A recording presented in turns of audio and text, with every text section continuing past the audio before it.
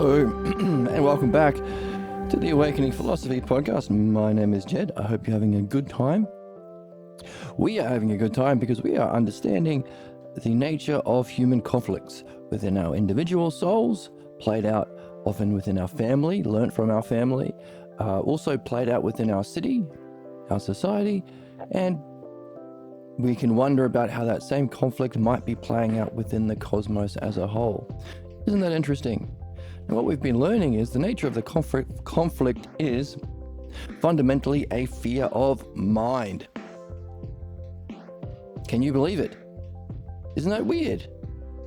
Human conflict is a fear or a war based on a fear of mind. Isn't that interesting considering we have mind? And if we use it well, we benefit. Therefore, the question, why do human beings oppose their benefit so vehemently, so savagely, so violently? Because benefit comes with mind, and we have learnt a fear of our own mind. Now, what we've been seeing in reading this book and learning how to read without interpretation is that mind that we are afraid of has three primary aspects: activity, power, and existence, which is, of course, the triad that we use to understand everything. In fact, it's the triad that is the model for our gods. For example, activity, Apollo; power, Aphrodite; and the hyparxis or existence, dialectic. That's the anagogic triad of the gods, represented with Apollo, Apollo reading, logos; power, ousia, bringing the parts and the puzzles and the questions of our reading together into a whole that's meaningful and inspiring for us, giving us the motivation and the power to continue to read and have fun. We can represent all of those forces and principles within one image, Aphrodite. And you can tell a story about what happens when Aphrodite and Apollo meet up and get married and start a life together. They eventually turn into Hermes. Or Hermes is their child, let's say. Or, I don't know, you can make the story to represent the idea that it's through reading and reflection, it's through Apollo and Aphrodite, we come to master the dialectic. The dialectic is the highest term in the anagogic triad because it's our method. It's the process through which we develop ourselves. We develop through our spiritual stages, our psychic stages, our greater states of mind, and we're able to purify our problems. So, given that, it's through Apollo, understanding, logos; Aphrodite, self-reflection; power, ousia, that we come to master the art of dialectic, which is needed to solve problems and reach our excellence. We can see why fearing those three aspects of mind keeps us in our problems. Makes sense, doesn't it? So, understanding. We fear understanding. We fear learning something new and what it might take to learn something new. I can't do that. Why? Of course you can. You've learned something about your own ability to learn, to participate in understanding, that blocks you from the development of understanding, keeping you loyal to its opposite, its shadow, its distortion, belief. Equally so, our higher states of mind we have a fear of, keeping us trapped in our negative states of mind. And finally, a freedom of self, understanding mind and self, keeping us tied to our false image of the self that we identify with. So that's the struggle. Not only is there a fear of the greater, there is a perceived benefit in the lesser. Those that get benefit from the current system, the Epstein class we call them now, will seek to maintain the ignorance, injustice, violence, harm, sadism, because they think they profit, and chief among them are the billionaires, the people who can extract the profit. So, isn't that interesting? Now, last time we talked about how we can change our own states of mind by reflecting on the things that we experience analogically, not literally, but how can we look at the, drop the specifics, the specific terms, and look at the relationships and principles behind what we experience and wonder how they relate to the self. If everything is a reflection of self as the first cause and everything points back to our return to the one self, the first and final cause, making it the first and final cause, then we can reflect about the self, which means that everything that we experience or think gets sent to us in our thoughts. We don't choose our thoughts, our distractions, our dreams and daydreams, but there is a purpose to them. We can participate in that providential purpose by reflecting on them analogically. Now, that puts us into a certain state of mind: curiosity, wonder, puzzlement, focused on self and not others, focusing on truth and reality and not physical expressions in time. But also it allows us to learn what those physical expressions are there to teach us. If there's any learning, it has to be about the self. It has to be about yourself. It has to be about that which is eternal. The learning that we are here to do isn't learning how to manipulate people through the stock market, or how to scam people into a big bank account, or any of that crap, because you can't take that with you when you die. It has to be about something lasting, the self, eternal, transcendent. Therefore, contemplation, a sustained, focused attention on what exists meaningfully and eternally, while also reflecting on all of the messages it sends through analogy, reflecting on everything analogically to listen to the messages that are being sent about the self. For instance, last time we talked about the fifth hypothesis. The fifth, there are 10 now hypotheses of Parmenides, but the first 5 are the key ones, because the second 5 are the rejections of the first 5. So this principle, the principle that we're looking at now, applies. That principle is, if you take your position literally, you get stuck. So if you're in the 4th and 5th hypothesis, the 4th hypothesis of Parmenides is belief. An appearance of the self. If you think the appearance of self is real, then you'll be stuck in the world of appearances, shapes and colors. Now we talk about people who are motivated by shapes and colors as stupid people, or conservatives, or racists, sexists, religious folk, because that's the functioning of belief. This shape and color is a good shape and color, says my preacher, says my racist parents. Shapes and colors. Now, if we take it analogically, we can wonder about how this distorted appearance of self and reality can be teaching us something about the self. Notice, it's not the same, it's different, but it's not completely different, because it's sending us a lesson or a message.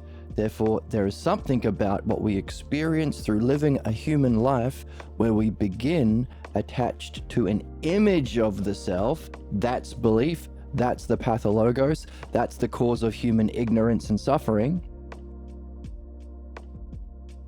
There is something about having this kind of life that is to teach us about the real self. And it's also to teach us about how to learn. Because if we spend our lives taking your image of yourself literally, a lot of people never usia, reflect on their image of the self. And very few people reflect with logos, using the things that we learn from the texts that we read here. Socrates, Pierre Grimes, the midwifery book, where we can learn about the logos, the underlying intelligible order and pattern of reality. Because when we say reflect on the self, we don't just mean reflect on the self in order to confirm whatever you already believe. Like, let's take being a mechanic. It's not reflecting on your engine without any mechanical engineering training. You have to bring the logos of engineering. The logos of the soul is what we learn here. The self logos, the logos of self. So we are learning what happens if you don't usia, reflect, and if you don't reflect with logos. Therefore, usia and logos are necessary in our development. That's what we make use of. That's what makes us more evolved than cabbages and caterpillars. Our capacity for self-reflection, usia, and to do so with language or reason or words. Usia and logos. So, to reflect on what you're experiencing, usia, with understanding, but also with analogy. Because your image of the self isn't literal. If you take it literally, if you agree with your own ignorance, realists, I'm a realist. That's funny, because when someone says they're a realist, they say, I agree with all of my own opinions. I'm eating the testicles of this bull, and I'm eating it raw bull balls. This is raw buffalo balls. That's what someone might say if they agree with their own opinions. This is why I love this channel, man. Because we have funny drops. So, if you take it literally, you'll stay stuck in your ignorance, in your problems, because what we've been learning is our image of the self that isn't real. By the way, this 4-part structure is a dialectic, manifests as our states of mind that we live through in our life. That causes us to relate to the world through interpretation. We project things. Every accusation is a confession from people who are most attached to their literal attachment to their beliefs and images of themselves. That causes our problems. So what happens if you take your problems literally, or your beliefs literally? But if you see that this is what happens when you take things literally, and you learn the lesson, that is, you're supposed to usia and logos, reflect with understanding, and keep an wonder about how this is a message through analogy. That puts you in a certain state of mind.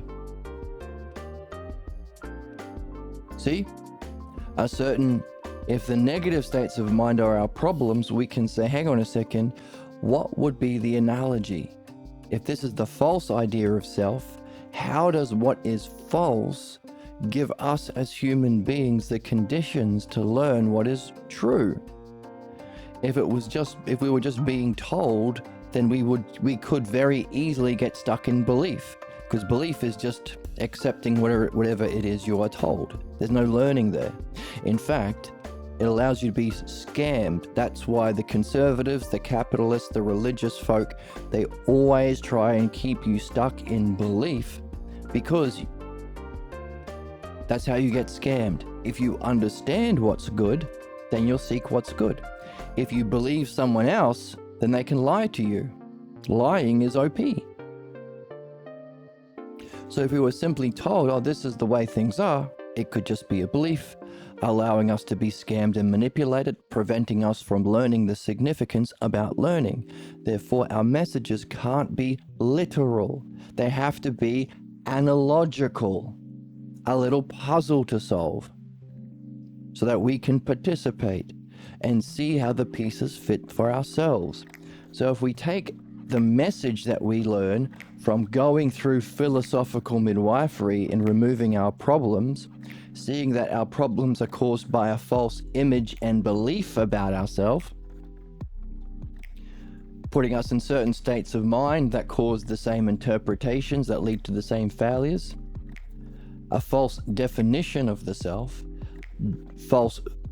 which causes the false demonstration or functioning of our state of mind,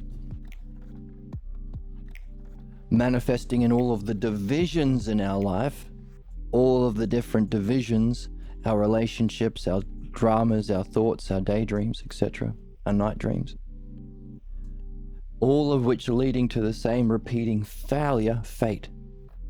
Now, if we go through that, we can free ourselves from our problems. No, you can't. You can't be free unless you've, number one, seen the position you're in. So this is midwifery, seeing the nature of your problem, including its root cause, the false image or pathologos belief of the self. That's one, seeing what you're in, but also you have to see what the message is. So see the problems that happen if you take it literally, and its purpose to be taken analogically, because that's the message. That's how you can solve the puzzle. That's how you can play. In other words, you can wonder, hang on a second, let's take the same relationships. I should lose the pen, actually.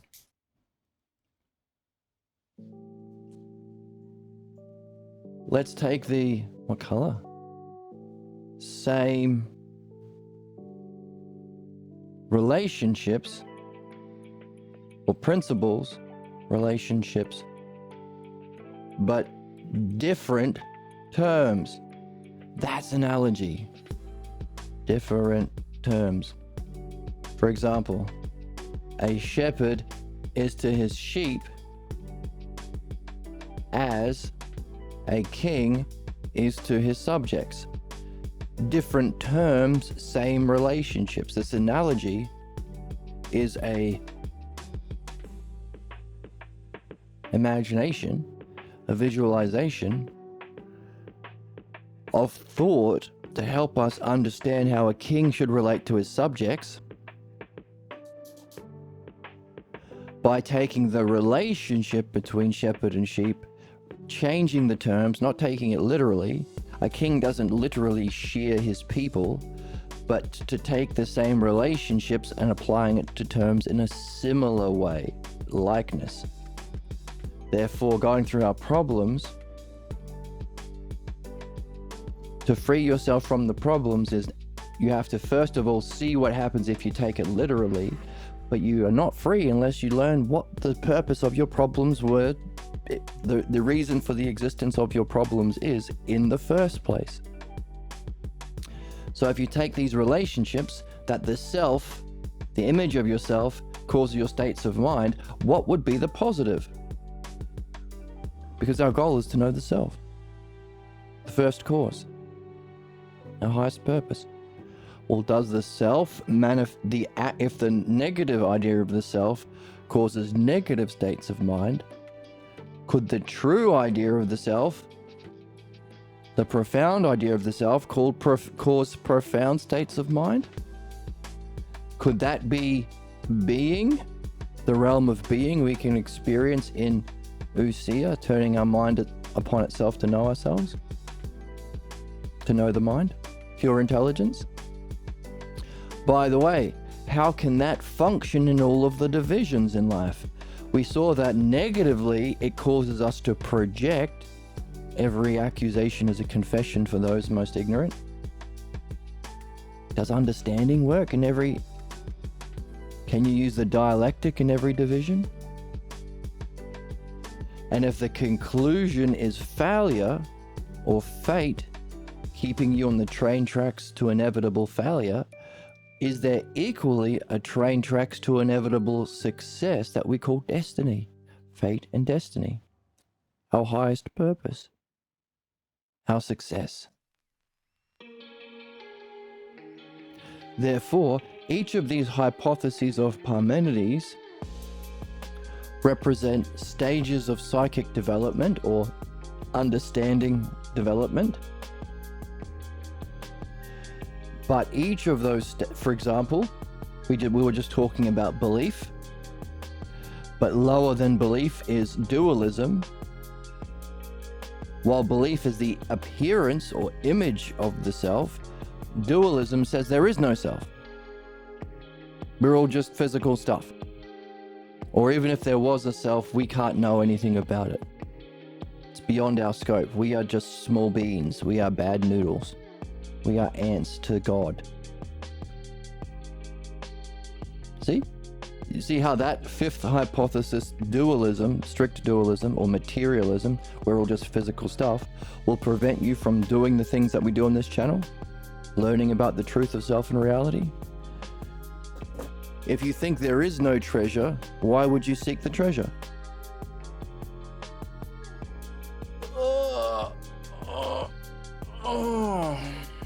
If you don't think that the One Piece exists, how can you become king of the pirates? So, if you take it literally, that's where you're stuck. But we talked about the fact that, hang on a second, if there's an analogical reason for this to exist, in other words, whether you're looking at a culture ruled by dualism, everything is relative, often an oligarchy, because if everything is relative and there's no principles, then the billionaires can just exploit people. So there's a culture ruled by capitalism. Or a person, or yourself going through this stage of thinking in your development.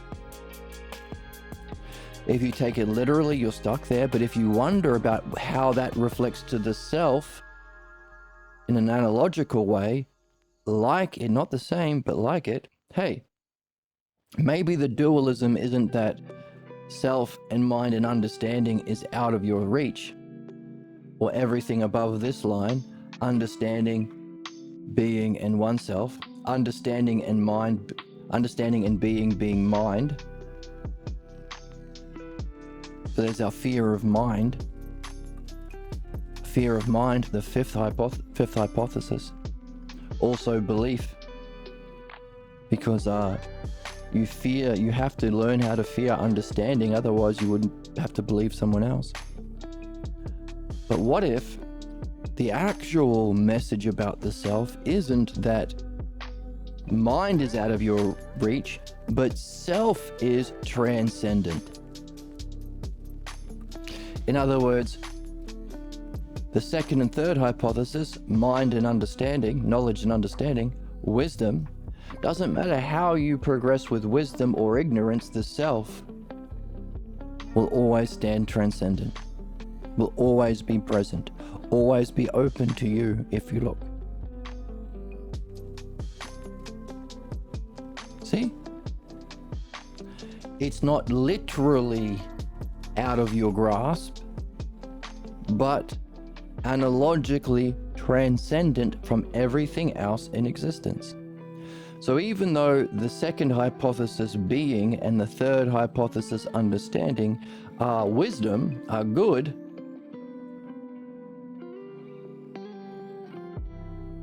are true,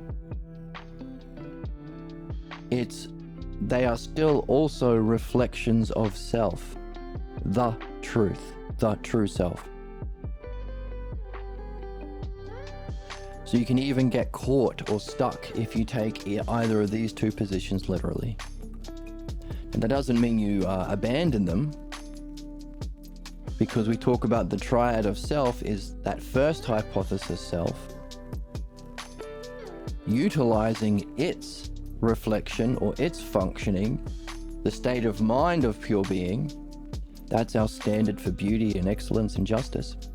and its expression or functioning, the third hypothesis. Understanding uses the terms inherent, the logos inherent in mind. And mind's inherent logos comes from the self, which must have an even more transcendent inherent intelligibility or logos. Therefore, our movement is up along the logos. Therefore, what blocks us from our participation in our development is whatever blocks us from participating in the logos.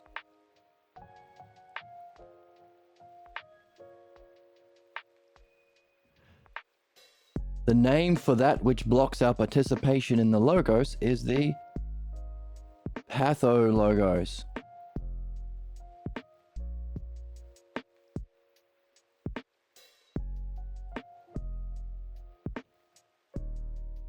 So there are stages of pathologos, blocks, that can block you along those stages of development of the logos.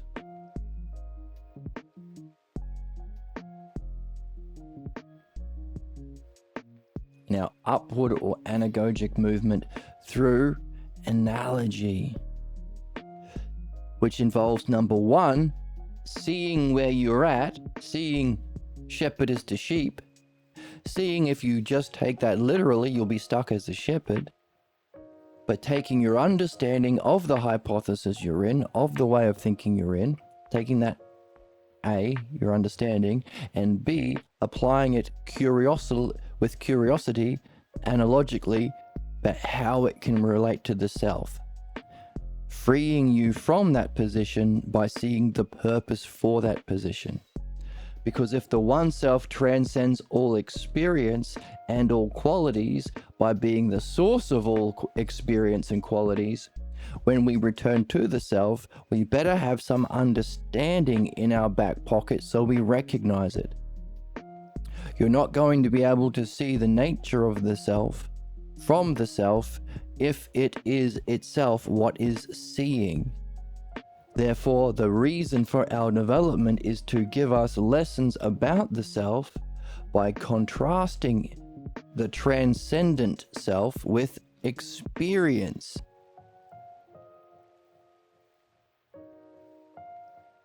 So we can see the inherent logos of the self.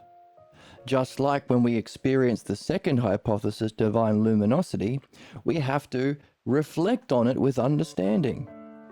Otherwise, it can be just a glimpse or a profound experience that doesn't make sense to you. We want to stay in that experience for as long as we can, so we can wiggle our toes, so we can better remember it and reflect on it, so that we can reflect on it. So it's through understanding we can see the qualities that we experience all at once in being. Equally so, it's through understanding we see the qualities of the self that we don't even experience because it transcends experience. Therefore, our way out of our problems is to A, understand the position you're at, literally, and B, move from literalism to analogy, allowing you to progress. So analogy, so understanding, and analogy allows for our upward movement.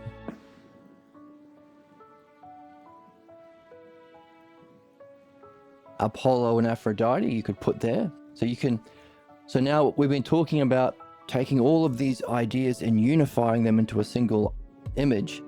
That's theology. That's real theology. So we've been talking about beauty and understanding, or meaning and understanding, and saying, hey, beauty and meaning that inspires you, bring those three ideas, beauty, meaning, inspiration, and put one word on it, Aphrodite, one picture, one image, and take this idea of reading and understanding and put Apollo on it. This is how you can remember. But here we see it's understanding and analogy that allows our development, our freedom from problems, and our upward movement. So understanding we already know is Apollo, so we can add analogy to your story about Aphrodite. This is the mnemonic device. This is how you can write stories, mythology. So we've already got Aphrodite being beautiful and inspiring and meaningful. But now she thinks with analogy. That's what keeps her in her open, curious state of mind. See? That also applies to us. Whereas pathologos is the opposite of understanding. So you could write your comic book or your fan fiction and have negative bizarro Superman representing, someone's cooking something outside, belief instead of analogy, and literalism.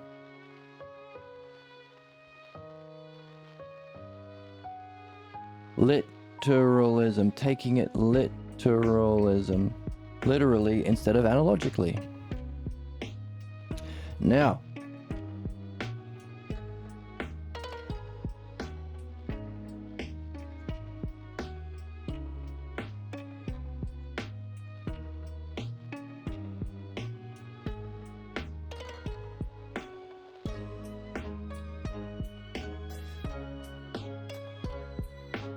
the way that we are blocked, what blocks us from seeing, is interpretation.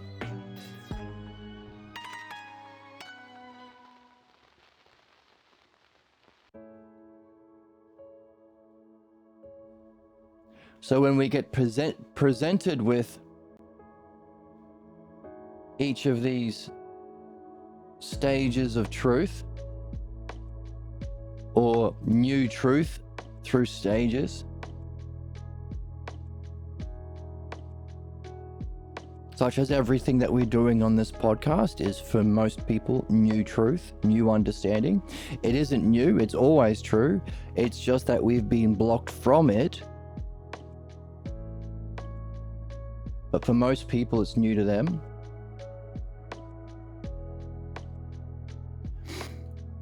Each of the stages of new truth, not everyone is going to be open to it or curious.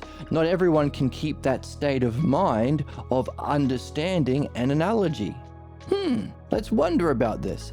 Analogy, curious, open, talking, thinking.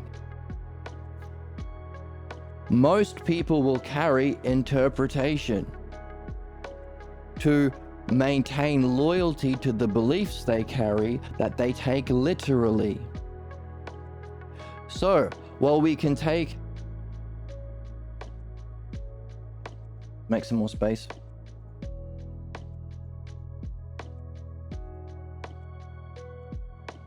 Just down here.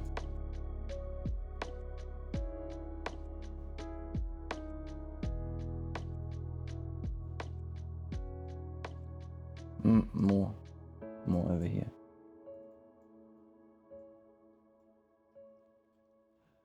So we can take the state of mind, let's write it out.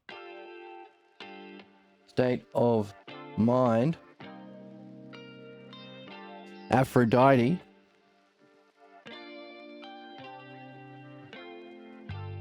and understanding,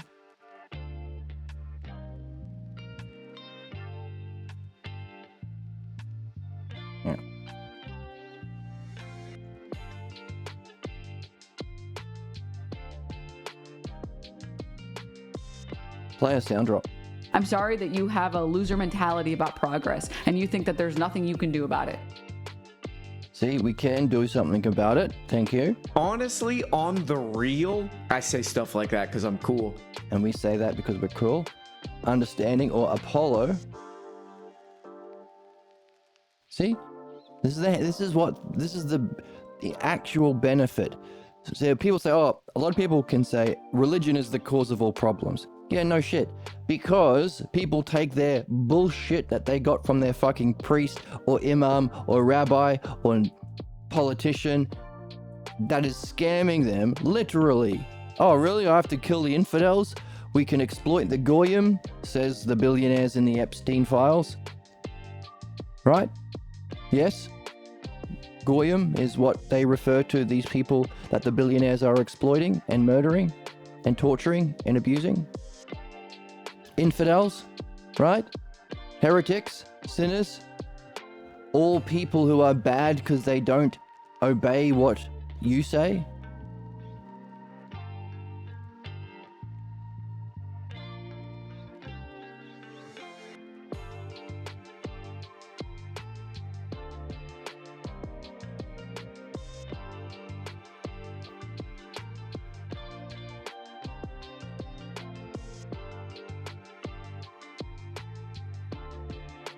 Why was I saying that?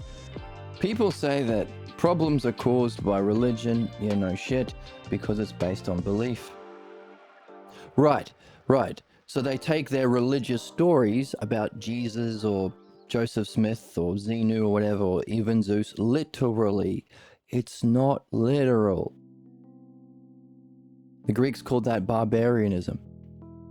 It's the fact that, hey, we've talked about Apollo being reading, logos, understanding. That's a lot of different things to keep in mind, but it's all one thing. It's all logos. Words, language, conversation, dialectic, reading. That's a lot of different things. But if you have an image that you could tie all these things to, it will help you remember them. That's theology. It's not literal, it's a metaphor or analogy. So right now we've got the idea of Aphrodite being states of mind and Apollo being understanding. But we can add to that, hey, those stages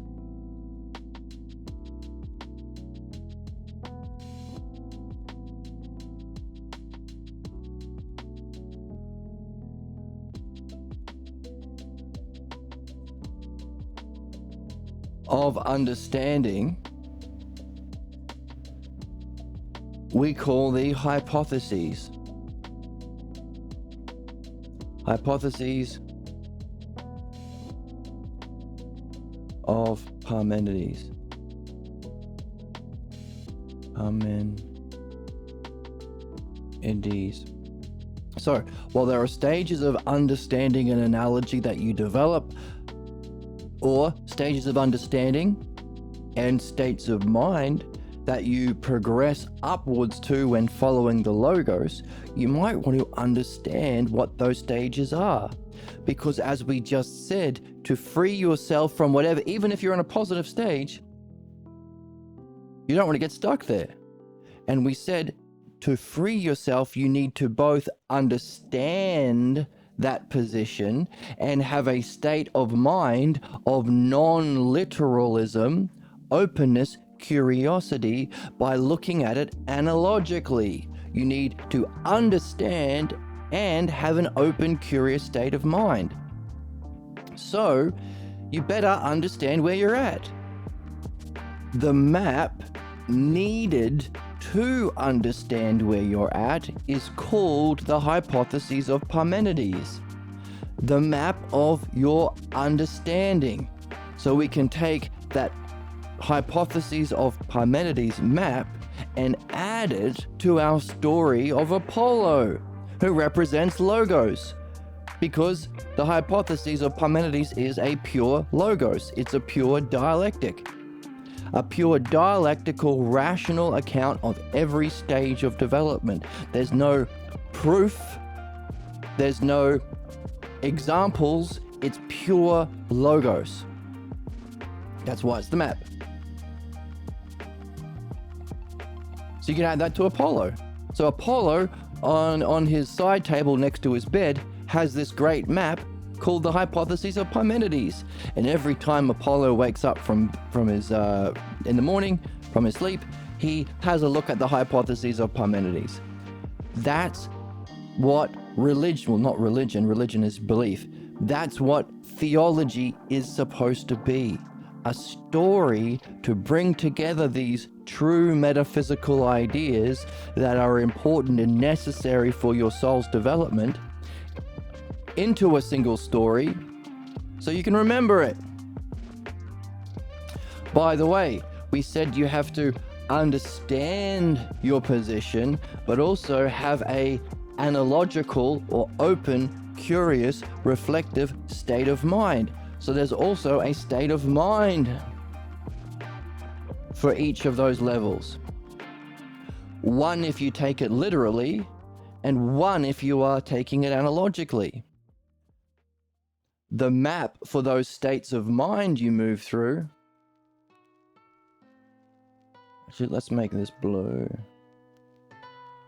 Sound drop. You can be a gooner. You can be a gooner somehow if you take it analogically, right? This is why I love this channel, man. Yeah. That one's perfect and exactly the case. See? The states of mind that you move through, or the map for that state. The map so you can understand the states of mind that you move through. Ox herding pictures.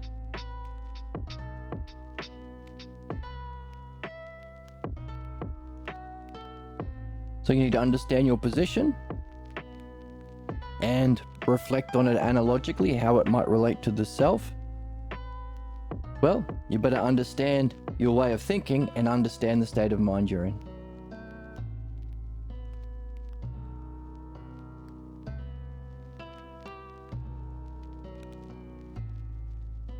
Giving us a psychic map of spiritual evolution, of understanding development for all human beings. Now, as we said, it's pure reason, it's pure logos, it's pure Apollo. Meaning it's not just for human beings. Any person, doesn't matter your race, your sex, your upbringing, the period of history you're at, the planet you're at, the galaxy you're at, or the cosmos you're in. This will always be true because it's pure reason. Because the building blocks, the Lego pieces that are used to develop these hypotheses are the fundamental building blocks for anything that can exist. Anything that exists has to follow the principle of whole and part. Even if it was a strange alien galaxy, those aliens have to be a whole alien to exist, even if it's got a tail and antenna. And by the way, the tail has to be a part, and the antenna has to be a part.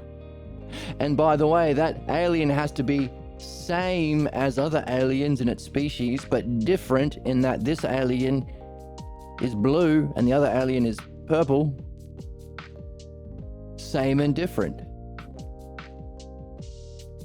Whole, part, same, different. That alien will also pursue its idea of what it thinks to be good, because that's what it means to be good, to seek. You desire what you consider to be your good. And if goodness has anything to do with parts coming into a greater whole, there might be some recognition of a more harmonious ordered whole that we call beauty. So we all would seek a kind of beauty, motivating us to seek the good. And we would want some sort of justice or fairness in that pursuit. Justice, goodness, beauty, justice, whole, part, same, different. These are the building blocks of life and experience. So these are always true. That's true philosophy. Nothing to do with opinions. Kant's opinions. Kant would say some fucking bullshit. Oh, fuck. I said... That's insane. Like, you need help. There's no help, actually. You need a straitjacket. If you need a straight jacket, if you don't recognize that Kant would say Some fucking bullshit. Kant would say some fucking bullshit. Right? She's a moron. She's What? a bonked on the head individual, BHI. I coined that. No, you're wrong. Wrong. You're Wrong. so wrong. So wrong. But that's okay. We're all allowed to be wrong sometimes. But you can be wrong sometimes.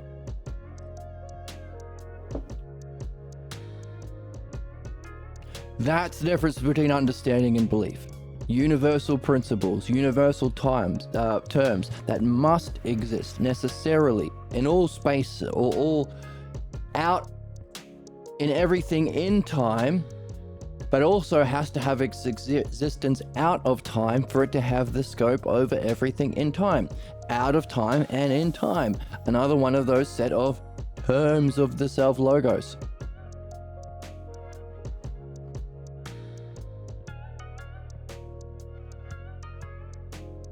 So, you can understand the stages of development for human species, human cultures, human individuals, what benefits the development of the soul. Now, as we saw in the text, for human beings to win the war against ignorance and suffering, tragedy,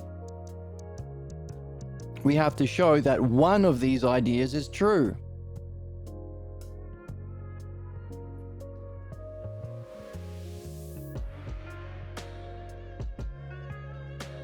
We have to make intelligible the truth of these ideas.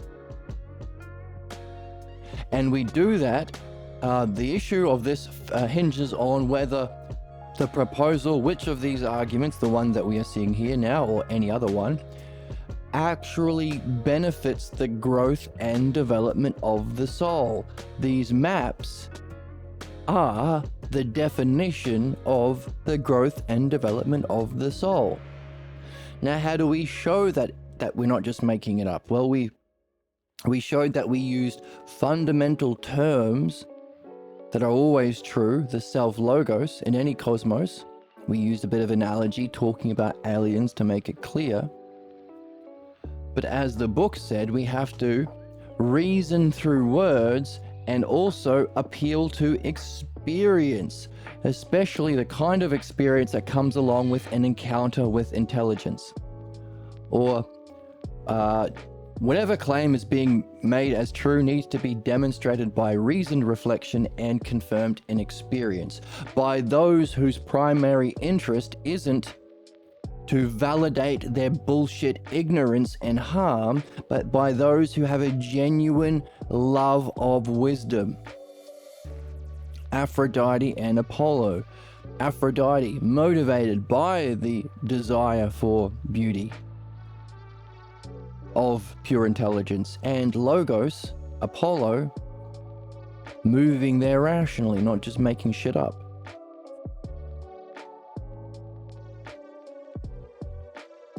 So, genuine good faith people who are generally seeking truth. So those that's the prerequisite for being in this conversation. At the time of recording, there are these Trump's lackeys facing Senate hearings, and they're just lying. They have no interest in helping the victims of Epstein. They have no interest in prosecuting the criminals. They have no interest in addressing the systematic causes of vulnerability through capitalist wealth inequality, through religious subjugation, through political conservatism that gives the conditions and creates the conditions for these atrocities. They have no interest in that because they're not lovers of wisdom, they are lovers of opinion. Philodoxia, they're in the fourth hypothesis and below, not the third. So, verified through reasoning through words, the highest model of reasoning through words for the development of the soul, which is our standard for what makes this true, is literally the hypothesis of Parmenides. That's why it's called the greatest book never read. We have a Balboa translation of it, so we can read it now. But not just reasoning through words, but verified in experience. That's the standard. Therefore, we need both the hypotheses of Parmenides and the Oxherding pictures as a standard for truth to put an end to human conflict and suffering, or move in that direction at least. Therefore, we need these two maps necessarily. Now, what we're seeing is that's what we need for a progression through the Logos. But we're also seeing, hang on a second, there are two forces in play. There is the providence of the Logos that draws good souls up, that makes some content creators actually good people, wonderful people, seeking truth and seeking to use their understanding to benefit. I'm cute. Like, it's cutie pie. That makes them a cutie pie. My head is quite large and filled with secrets. And making their head quite large and filled with secrets. And we say to them, you are Cool as a cuke. cool as a cuke. But there are far more many, especially under capitalism and a society that still allows for religious indoctrination and there to be a pathologos party, the conservatives, to exist within society. There's a lot more content creators who are engaged in interpretation. They try and block understanding, attack the people who want to make the world a better place, to earn profits by appealing to the ignorant beliefs of the many. So Trump tries to market to Christians, evangelists. He ain't Christian, but he knows it's their beliefs that they take literally that makes them stupid. Why? Whether you're a human being or an alien called Gloop on planet Zormos, we all, as we said, we all seek the good and our benefit and what's beautiful and just. But the thing is, if you understand that, you can seek the real thing. If you believe someone else, they can just fucking lie. Oh, you know what's good? Hey, there are millions, if not billions, of emails being sent out daily to Trump supporters, or just everyone in America, saying Jesus wants you to give Donald Trump money. Literally, it's insane, but it happens all the time. Donald Trump cares about you personally, and if you donate $20, then he won't be sad today, and Jesus will be happy.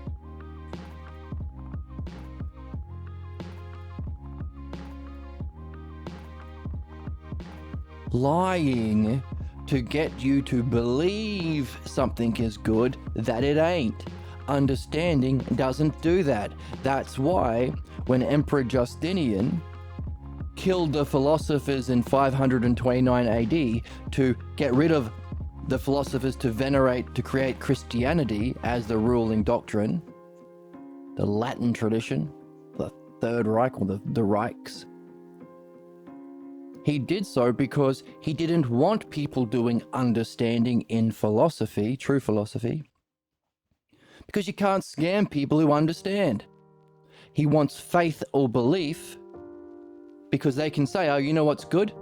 Killing the people I don't like, giving me all the money, giving me all the power. Why? Just have faith, bro. Just believe me, bro. An alien species would also seek their benefit, but if they don't understand what that is, they can be scammed, so that there are alien scammers potentially in the cosmos. Universal principles. Now, that's called understanding. You have to verify it in experience. The next person who says, hey, just believe me, bro. I talk about music. Last time I talked about there's a certain kind of state of mind that's sick, where they're just looking for an excuse to shut you down. Oh, you didn't strum that chord right. Let me do it. Bullshit. And they all appeal to beliefs. Hey, just trust me, bro. You're doing it wrong. That's different from sharing and understanding about what they're seeing.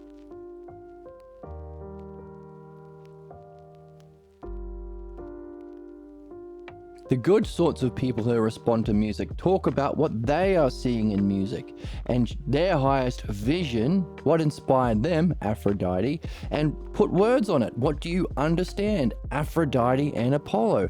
What inspired you in the music and what do you think about it? It's these sick, ignorant people who are blocked from that who just want to shut things down. That's sadism. You can't actually help anyone with belief. You can only hurt people. That's why capitalism, conservatism, and the clergy always only do harm and always only will ever do harm, because you can't benefit by belief. That applies to anyone. So there are far more people blocked from understanding and benefit or providence. So logos allows you to function. If you function with the logos, that's called providence, which is what? Intelligence or understanding and care. It's this fear of mind or intelligence that keeps people in belief. Therefore, a fear of mind causes a loyalty to belief, which keeps them tied to their pathologos. Which means, therefore, no care. Or, let's move it down.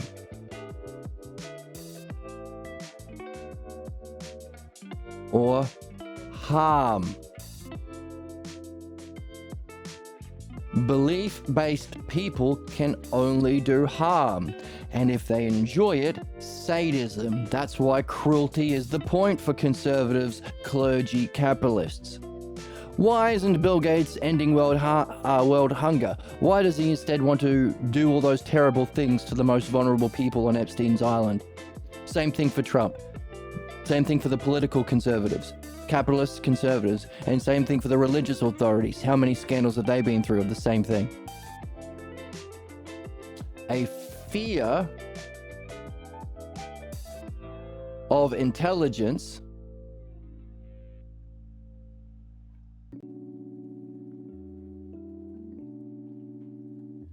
or mind.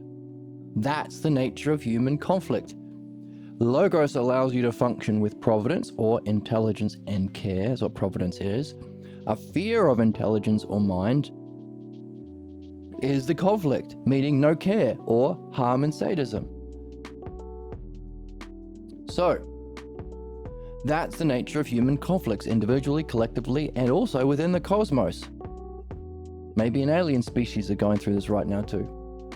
Therefore, just as we have a map of Apollo... Oh, so by the way, intelligence and care? Maybe Apollo intelligence? Maybe Aphrodite for care? That's theology. And providence would be Hermes or Zeus, because Apollo and Aphrodite come together to reach Hermes, which is the dialectic, which allows you to reach the ultimate, Zeus. And Zeus is what has the providential care over everything that exists. That's the mythological term that we use to represent the self, the ultimate goal. So let's move those over here.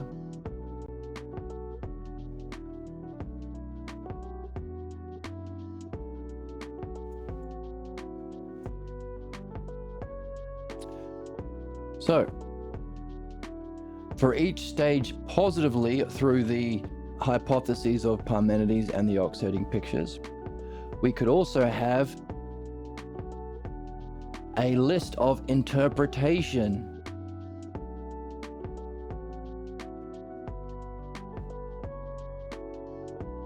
What kind of interpretations come up? When someone's at this low level saying something true like we should help people, you'll have a bunch of racists saying, no, don't help the brown people, or don't help the Italians, or whatever. Someone says, okay, not only should everyone have be treated like human beings, so we'll have like the racists or the white supremacists here, but everyone should be able to, afford to fucking live in the world. Oh no, but then the capitalists will come in. Oh no, we have to keep some people homeless and keep some children starving to death so we can exploit them and take them to Epstein Islands on the promise of money. Also, we can get them to be workers in our coal mines.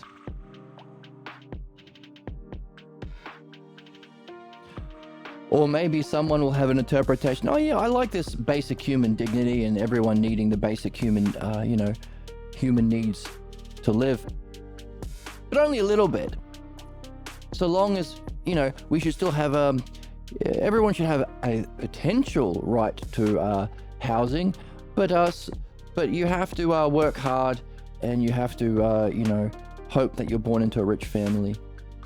So that's a kind of interpretation, pretending to agree, but actually you're still loyal to your old beliefs.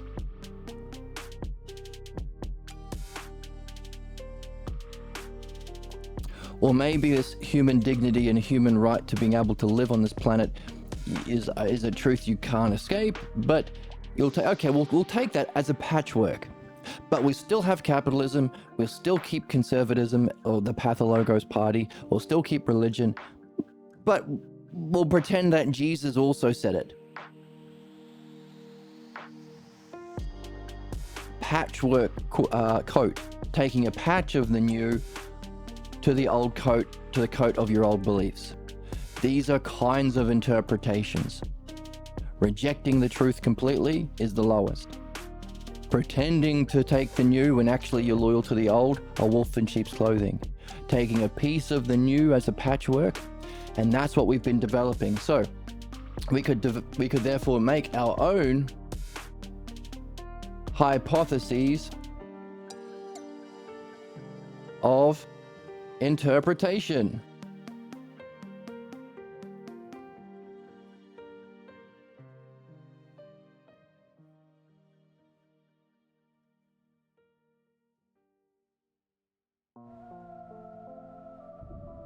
For all of the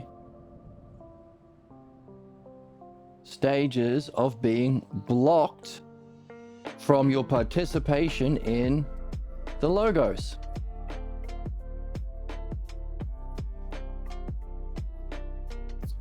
That's what Socrates is asking us to do. All through the book we've been given, by the way,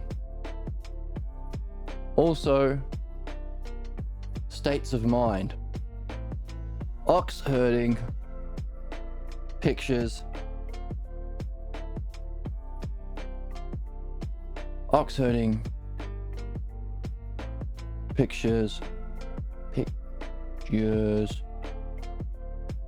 of interpretation. I'm gonna sneeze. Excuse me. Ox herding pictures of interpretation.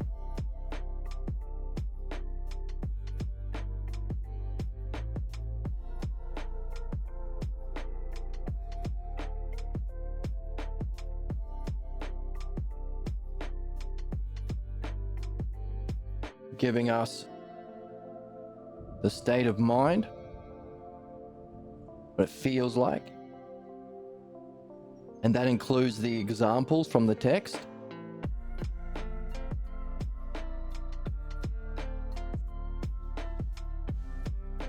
And also the hypotheses of interpretation that gives you the understanding.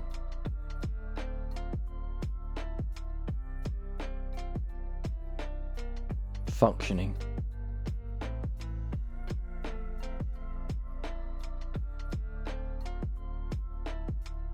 giving us 4 maps. The hypotheses and ox-herding pictures represent the stages of development along the logos, and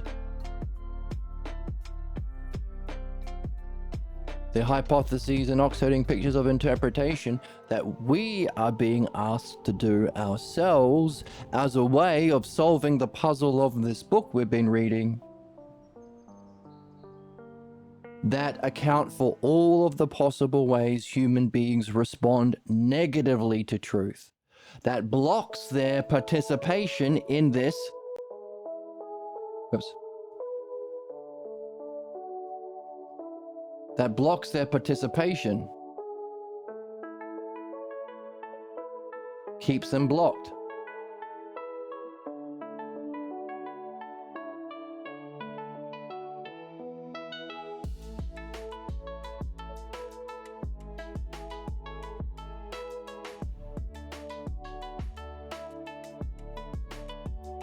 Because we have to deal with both. We have to deal with the logos and pathologos, because that's the dialectic. The dialectic, therefore, is the mastery of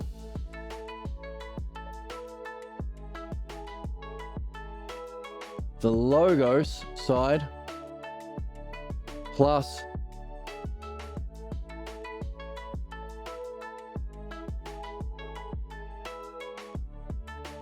the pathologos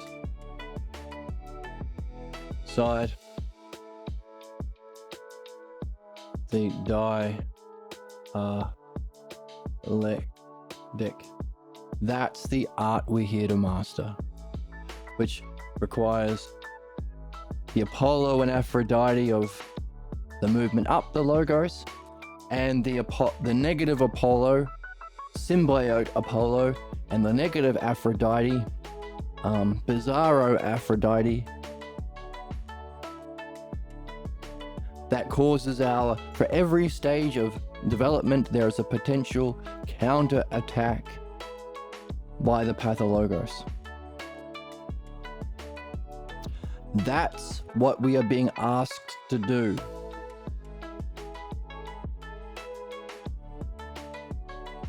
Recognize that there are 4 possible maps of the soul's journey, 2 of which we have, 2 of which we can make, accounting for the 2 sides of the game, the logos and pathologos. The logos leading to the triad of self, the logos triad of self. Oh, spammer. Therefore, the triad, 4 maps, 3 aspects of self, mind, and understanding, or the first, second, and third hypothesis. Pathologos is the 4th hypothesis, shadow. So 4 maps, 3 aspects of self, or its shadow. 2 fundamental forces, the pathologos and the logos, and 1 ring to rule them all. 4, 3, 2, 1.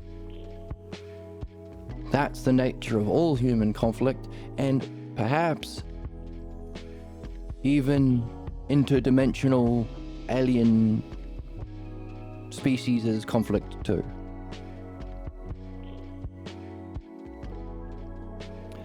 Now, we don't have these 2 maps yet, but that's what this book is asking us to do. Make them.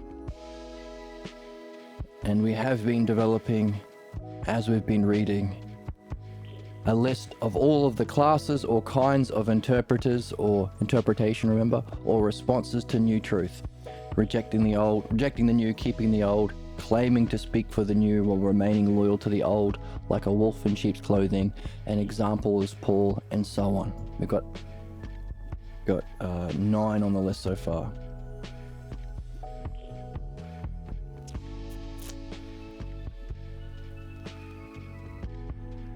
So, that's the nature of human conflict.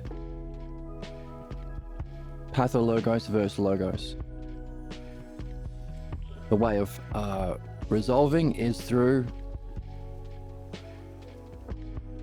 understanding, and analogical reflection. To understand, you require these 4 maps. To analogically reflect, there is no method, you just wonder. Put you in a state of mind, that's the whole point. That openness and wondering and curiosity is that state of mind that allows you to be receptive.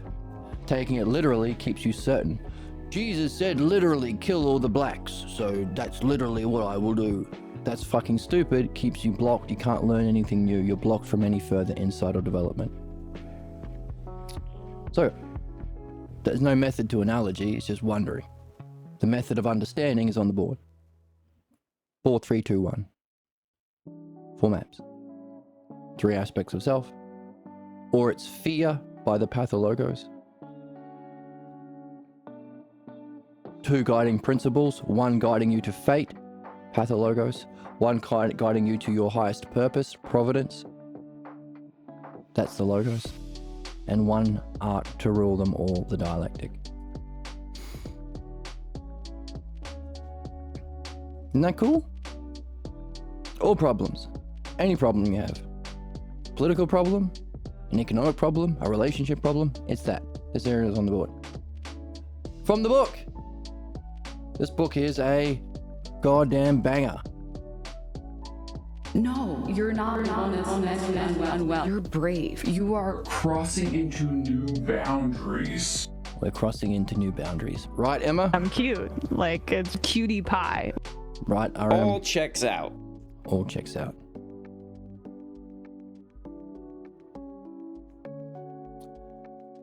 So that's where we are in the text. I got my coffee. Let's keep reading.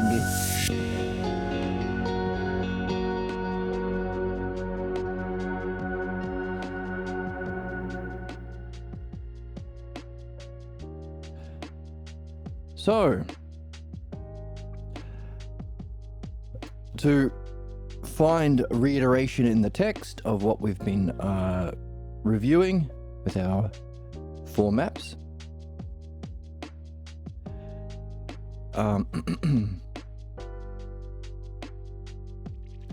the most ancient of truths are always new to those loyal to an interpretation of the old. So we were saying this is true for everyone for always, but because each human being grows up in a family where we develop pathologos beliefs, it seems new. So our need to create 2 new maps reflecting the 2 current maps for our interpretation to our development of the logos, it's needed because the whole reason we've been blocked from the logos has been our loyalty to our old pathologos beliefs, keeping us blocked, keeping us acting in harmful or unjust ways, whether we like it or not.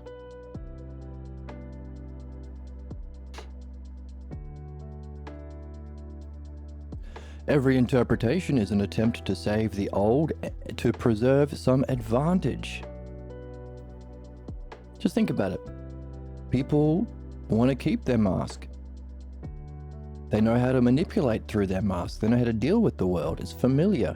It's an old solution to an old problem that no longer persists. But until we realize that with courage, we will think we need it. I won't hit the personality maxing button. I'll save it for when I have it. We'll read some more. What is new is often only new to those in whom their vision was blocked. There we go. When a new idea argues that its truth overcomes past privilege, the struggle becomes a life and death one, where people fighting literally to the death to preserve their old privilege, like we see with the conservatives and the Epstein class, and we're seeing with the capitalist class. Again, same Epstein class. Kings, clergy, and capitalists. Behind it all is a fear of the mind.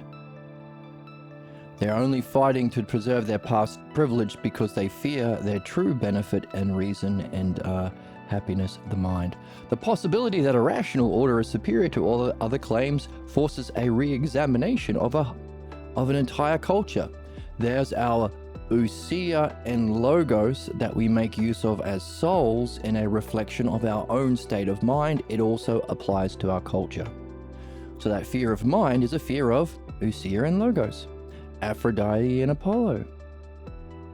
The two things we need to make use of to reach our excellence, Hermes. There's the triad. Apollo, Aphrodite, Hermes.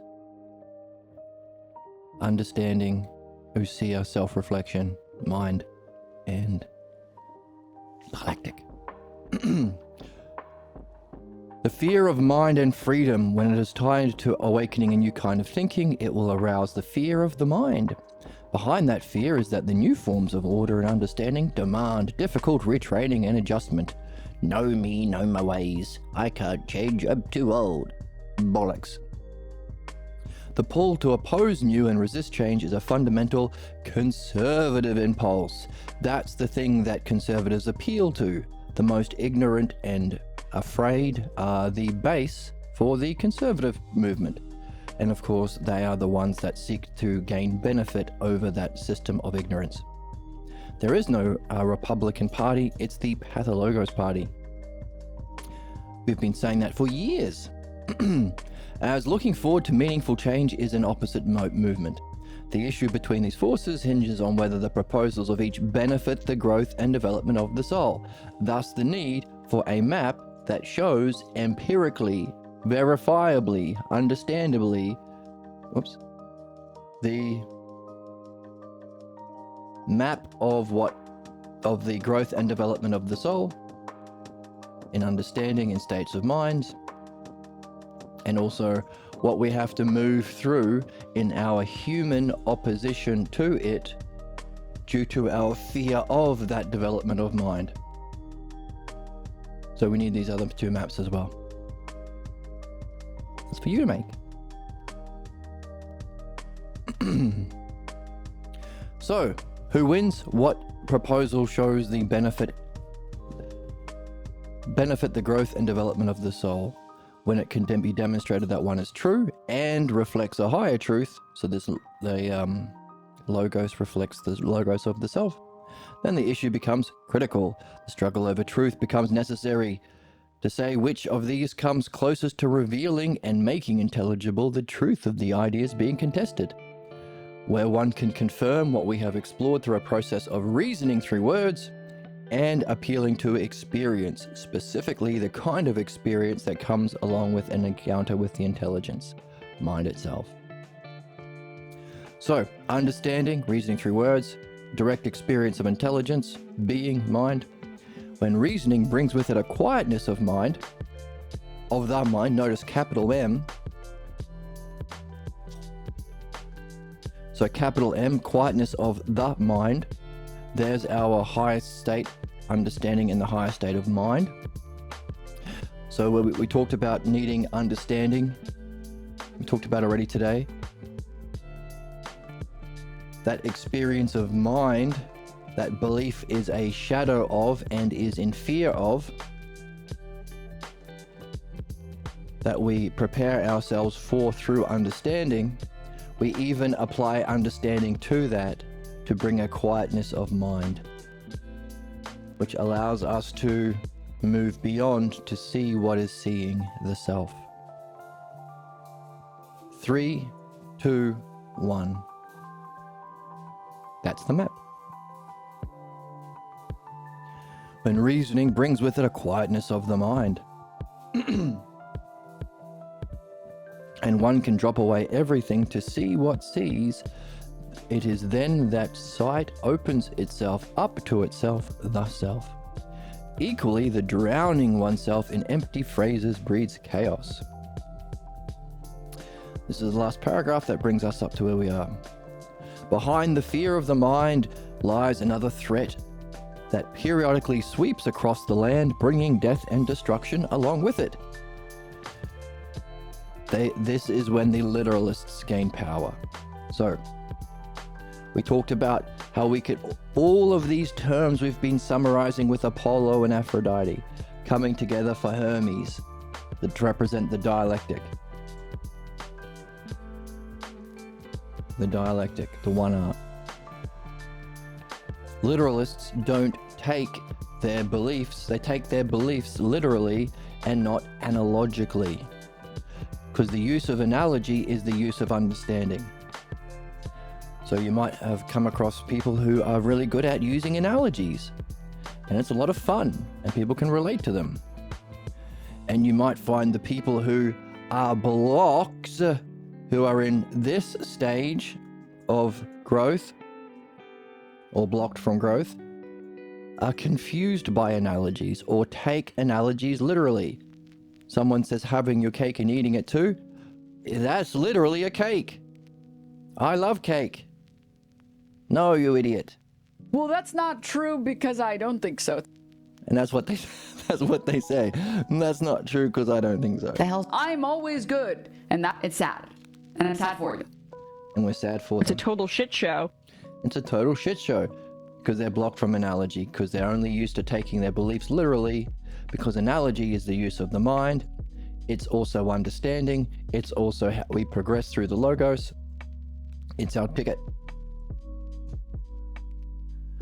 So when those literalists gain power, of course, religious, capitalists, conservatives, literally, the whites are better, literally, the Jews are better, literally, the Catholics are better, literally, the billionaires are better. And not as a kind of ignorance that you are supposed to reflect on analogously to learn about the truth of self and the problems of belief and literalism. So those who are blocked from their development, when they take power, they bring death and destruction across the land, as we are experiencing currently at the time of recording. They cannot stand higher truths beyond their reach, nor do they have a desire to make up for their shortcomings. No learning, no growth. Belief doesn't allow for that. They believe they already have the truth and will destroy whatever stands in their way. You don't have to create analogies to see that, because we're literally experiencing it with all of the terrible surveillance and military industrial complex and police serving capitalism and capitalists and not the people, and ICE and Nazis, etc. Notice, we just talked about a whole bunch of different divisions that we experience negatively, bringing death and destruction along across the land. But we can bring those many into one. It's simply literalism. That's it. Taking your beliefs literally and not analogically to move from belief to understanding. It's the pathologos. We can take the confusion of the many and simplify it into a single one. That's understanding. They seize control of any of those divisions that we just mentioned, those divisions, and reduce it to what they can understand, and they burn the rest. Like Emperor Justinian burning down the academy and killing the philosophers to venerate belief and faith over understanding and development. They have been exposed only to the drama of belief. Often these dictators and fascists who gain power are playing out the same drama they learnt from their family. Imagine the upbringing Trump, Putin, Netanyahu, Hitler must have had. And they fear the perils of non-belief. Oh, I'm not good enough without my belief. So racists are often chuds, stupid, morons. Get the fuck out! And they can get the fuck out because they hold dearly to their racist beliefs in spite of any rationality and evidence, and often they learn to see through their beliefs sometimes, but they hold on to it because they fear that they'll be inadequate without their belief. They fear the perils of non-belief. I've been a bad little girl. Everybody should love sluts. I love sluts. Hear that, Emma? Don't worry, Emma. Oh, very handsome and or pretty.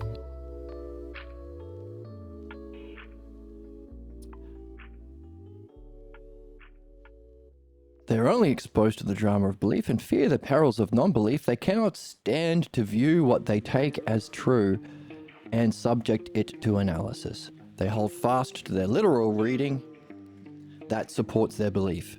Yet these beliefs are claims that need to be examined.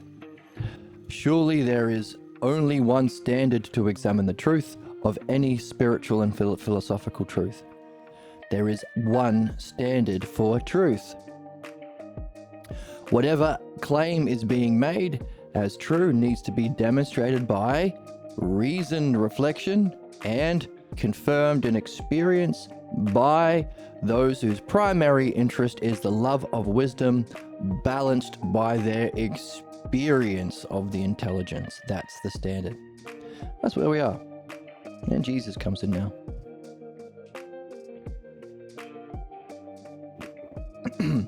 True. And the way we have been exploring these ideas would be a good model for that very task. There you go. We've been learning about how to explore ideas from learning how to read this book. That is a goddamn banger. Kant's a little fucking bitch. And remember that Kant's a bitch too. And she spit on him also. And also she spit on them. Our way of proceeding through these divisions has made the task simpler and clarified much as we went along. So, this is a message to you, the reader. We're almost at the end. You're saying, hey, go through what we've been reading to find the map or the model for how to explore ideas, because Jesus and Socrates have been doing it. Because our way of proceeding through the divisions have made the task simpler and clarified much as we went along. So look at this dialogue itself to find the map or the model of going through the divisions of exploring an idea through reasoned reflection, so you can know how to demonstrate the truth, which you can then verify in your own direct experience, so long as you are actually seeking a love of wisdom. Well, you're seeking, love is a seeking wisdom, and you are seeking to balance it with your direct experience of intelligence. The book is the method. Socrates. Well, we have seen how these divisions we have made break down to their corresponding ideas.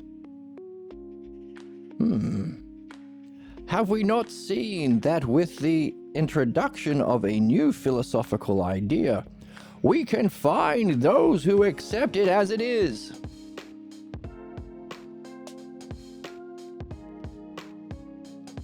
So, introducing a new spiritual idea. Those who accept it would be one class.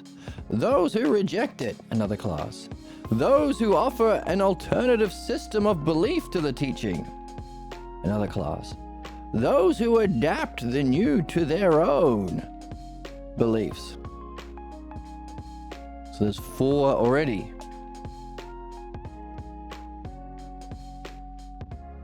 Now, shall we call those who see a fundamental philosophical unity between the old and the new a new division? So that would be Sneesius. Is it Sneesius? Ficini, who thought that belief could do the same thing as understanding, because he was confused by Dionysius. Dionysius was pretending to be a wolf in sheep's clothing, but actually he was sharing the logos. Of course, all Christian scholarship is based on Dionysius. Thomas Aquinas quotes him like thousands of times. Of course it is, because he snuck the logos in. So, let's try to both sides it. I think both. Have you met people like that? I think all religions are saying the same thing. Really? The ones that are killing each other. Some saying some races have rights, some say that they don't. They're all the same. These are the ones who could see behind the parables a logos that unfolds the intelligible. So long as somebody's smuggled it in, Dionysius. Actually, then we could say these divisions are phases of one's search for meaning. So he's helping us develop this map. Phases of interpretation. Rejecting the new. Oh, at the top, I suppose, would be non-interpretive, just accepting the new. Rejecting the new completely. Offering an alternative of your beliefs. Taking a little bit of the new and adapting it to your old beliefs. Trying to both sides it. Maybe I can keep my beliefs and keep the new.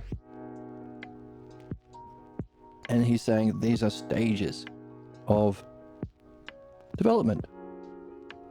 Of peeps. Of bros, right? This is why I love this channel, man. Why? It's sad. And I'm sad. I think it's so awesome. It's awesome. Kant's a little fucking bitch. I agree.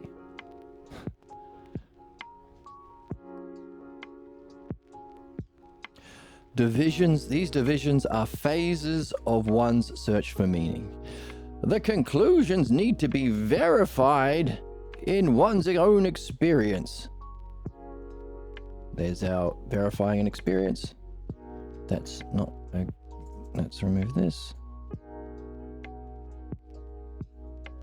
And contemplated as the unfolding of the logos. There we go. So, there is our understanding of the divisions. There's our understanding. Verified in your own experience. There's the understanding or reasoning through words verified in experience. And then finally, our contemplation as the unfolding of the logos.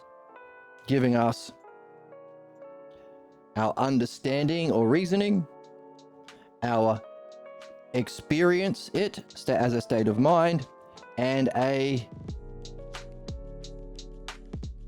reflecting on it or contemplating it on it analogically as an unfolding of the self logos, which means can you find the logos, the relationships, can you apply those relationships analogically to the one self?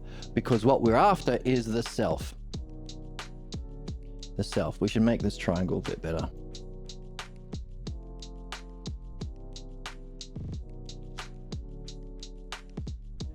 All of this seems to be in service of, this is our working hypothesis, the logos of the self.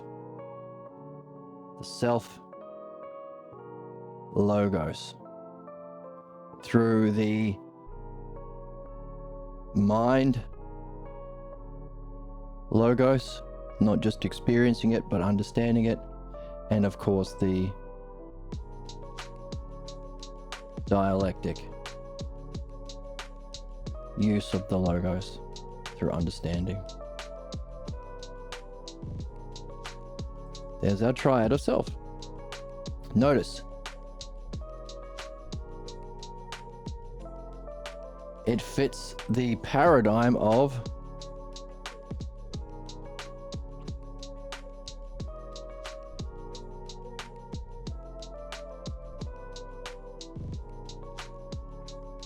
ruling, power, and activity.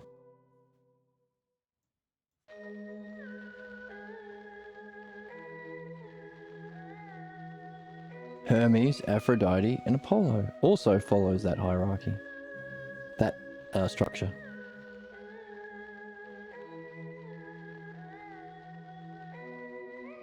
And notice it's all the logos. The use of the logos through understanding, the inherent intelligibility verified in experience, so you can learn about the self. It's the self logos. That's what we're after. That's the threesome or triad of the self. So the divisions here, we also can understand.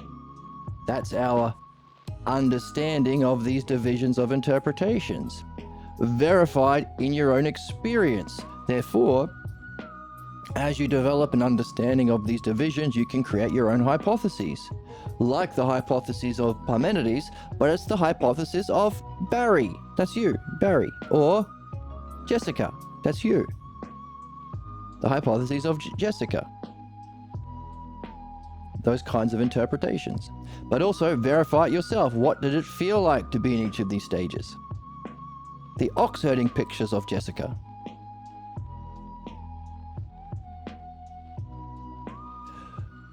But notice, our freedom comes from understanding your position, which is both Apollo and Aphrodite. Both understanding what you're thinking and your state of mind. But also, you don't get freedom unless you also reflect on why it exists. Contemplated as the unfolding of the Logos. How does this stage that you are in, that you've now understood, you've understood the state of mind. You've even understood what stage and what what stage and state of mind you were repelling against. Here is the new truth. This state of mind and this hypothesis, this was your interpretation. This and this, the hypotheses of Jessica and the ox-herding picture of Jessica. But that's understanding your position, needing these four maps, but also contemplate on how it relates to the self-logos, the unfolding of the inherent intelligibility of the self, allowing you to learn through this development what you are, so that when you return to the self, you've got this in your back pocket and you can recognize the nature of the self, despite it being transcendent of experience. That seems to be the message of this part of the book here.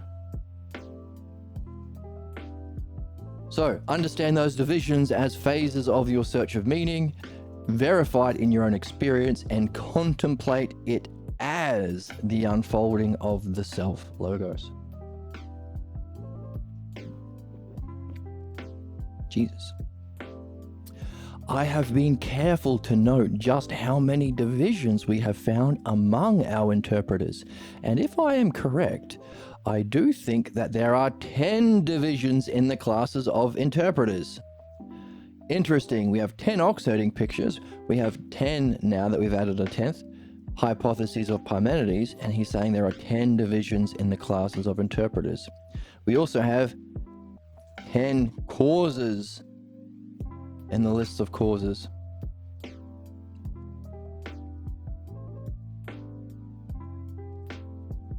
The first and final, the paradigmatic, the instrumental, the activity, and the material equal 5, applied to the logos and applied to the pathologos. Or what if the self is, and what if the self is just a fake image? 10. Interesting.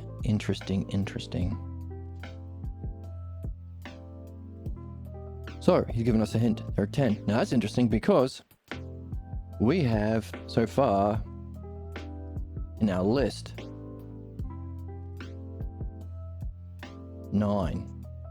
Oh, he's including the 10th. Here, the 10th would be the non-interpretive. The ideal. So yes, we're up to date. We've got 10. These on the board here, we have the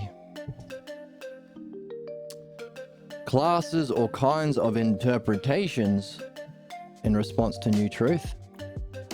Blah, blah, blah, blah, blah, all 9. And we have the 10th, the non-interpretive ideal. Which reminds me, we haven't done the 10th ox-herding picture yet. So that's still something we can get back to, and maybe when we finish the text. We also have the author of this book, who has done his own version of the ox-herding pictures. So my thinking is, once we've gone through this book, we might have what we need in our back pocket to understand the 10th as maybe this highest non-interpretive way of being,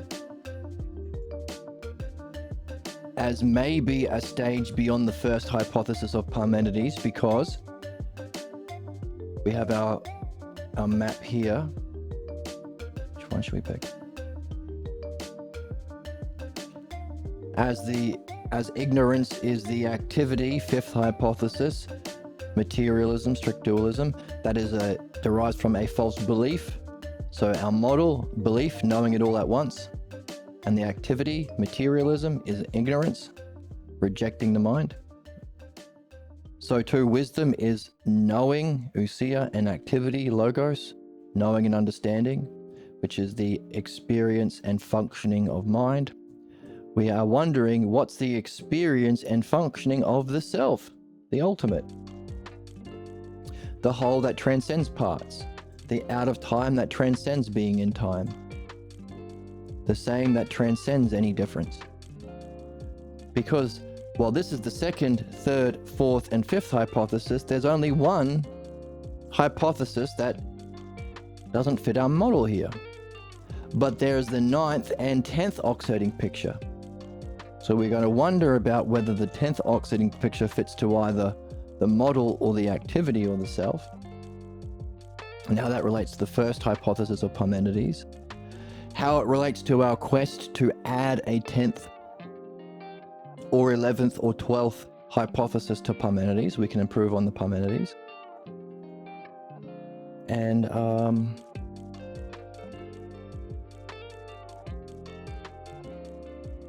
right, so we're learning about the logos from the text that might give us what we need to read the 10th oxiding picture, and also take those puzzles with us. And then, with a complete understanding of the oxiding pictures, and a level of understanding or mastery of the logos from this book, we can then go on to read the Pierre Grimes' 10 oxiding pictures, where I think he adds the word logos into it, because that's what makes philosophy the greatest and the paradigm of spirituality. Other spiritual traditions would be stages of development. Any spiritual tradition, any culture, any way of thinking is some level of, on this map, some stage of oxiding picture, but also is suffering from some kind of interpretation and some blocked state of mind causing interpretation. Therefore, no spiritual tradition can be complete unless they have this map to understand where they're at and what they need to unblock themselves. Where are you at and where are you stuck? What's your level of logos in vision and understanding, ox and hypes, and what's your block? Therefore, if this is the dialectic, the mastery of the logos, any spiritual tradition that lacks the logos or this map will be incomplete and blocked in principle. So we can take the highest expression of understanding soul's development or understanding the spiritual quest by looking at which tradition has the closest thing to a map. That's the ox-herding pictures of Zen Buddhism. It's the closest thing to an intelligibility of our personal, philosophical, and spiritual development. But it needs the logos. So what Pierre Grimes has done is, the author of the book we're reading, introduced the word logos into the ox-herding pictures. So after we look at the 10th ox-herding picture and see if it solves some of our puzzles, we can then look at the new version of the ox-herding pictures and see if we can see the difference. But only after we've read this book, giving us what we need to recognize the differences. Hooray.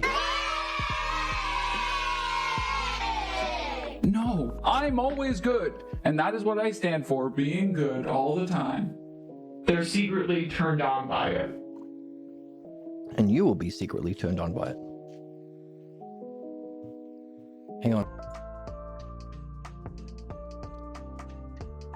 Would you say, Socrates, that there are 10 divisions in the class of interpreters? Would you agree to that number? Sock says, I'm disappearing. He's David Blaine. No, here he is. Yes, I agree to that. It is likely that these are all the possible members of that class. And would you say that this means that any time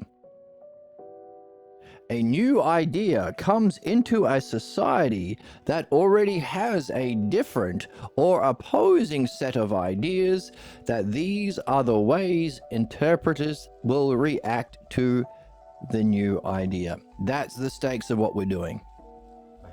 If we want our lives to improve, if we want our world to improve, if we want human civilization to not be a cesspool of corruption from the Epstein billionaire conservative clergy class, and we want a happy life, a meaningful life with dignity for all human beings, we have to recognize that we are introducing a true and new set of understanding and ideas that benefit necessarily.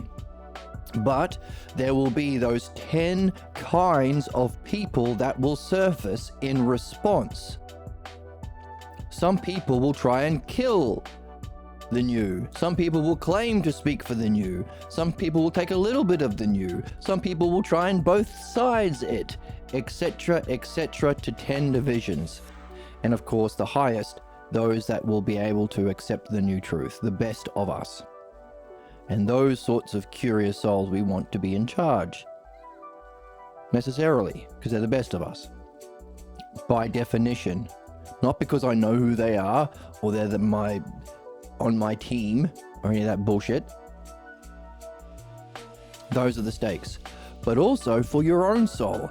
As you progress, as you better master the dialectic, as you learn to read in a new way, as you learn to understand your dreams in a new way, as you learn to reflect in a new way, as you learn to relate to yourself in a new way, when you learn to have new states of mind, all of these are new, meaning you can keep your eyes open, your ears open, your eyes, you can keep on alert for all of the ways that you can respond negatively, that you will respond negatively to your new truth, insight, or understanding. How will you shut yourself down? How will you dismiss what you've seen? How will you reject your profound experience and stay loyal to your old? That wasn't true. That was just the mushrooms. Or that was just, I was a bonked on the head individual. Right?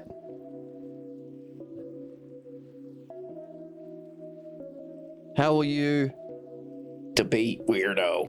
be a debate weirdo and say, She's a moron. She's a bunked on the head individual, BHI. I coined that. will you call yourself a BHI? Those are the stakes. Anytime a new idea comes into society or soul that already has a different or opposing set of ideas, which everyone has, every society has, that these are the ways interpreters will react to the new idea. All of them. It's not a matter of learning what's true, it's also a matter of recognizing the counter-attacks or interpretations from the old, because the dialectic has two aspects. If something exists, and if it doesn't. The pathologos and logos. That's the dialectic. That's what we're here to do as human beings. And again, not just human beings, anyone at this stage of evolution, of spiritual development. Anyone who has the capacity for Usia and logos. The dialectic is just using it well. And helping our race is applying it in society. Self-reflection, Usia, according to Logos, the new truth, which also recognizes the counterattack from the interpreters to hold on to the pathologos. See? Isn't that neat? We can solve all problems, individually and collectively. And we can even recognize the counterattacks that come up when we solve problems. Right? We can have fun. Where's the joy? Where's the whimsy? Where's the childlike Wonder, dude. We can have joy and whimsy. She's a moron. She's a No, she's bumped not. on the head No. individual BHI. I coined that. No, that was a true thing. Please end kink shaming on your show. I've been a bad little girl. You're a kink shame. Oh man, that lady's certainly saying bad words. No. What the hell's wrong with you people? You sick freaks. Sick freaks. Come on. From the ground efforts started with a lot of people that didn't feel like they could do anything about it, but they tried anyways. That's right. It may feel like we can't do anything about it, but we can try anyways. And we could be successful. If you don't know, now you know. Now you know.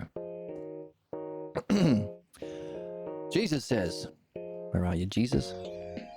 Where are you, Jesus? I will have to, meaning you will have to, I will have to gather them together and see how each relates to one another and to the whole. So that's what he's helping us out. Gather together the 10 ideas of interpretation. See how each relates to each other and to the whole. I just had an idea that I would like to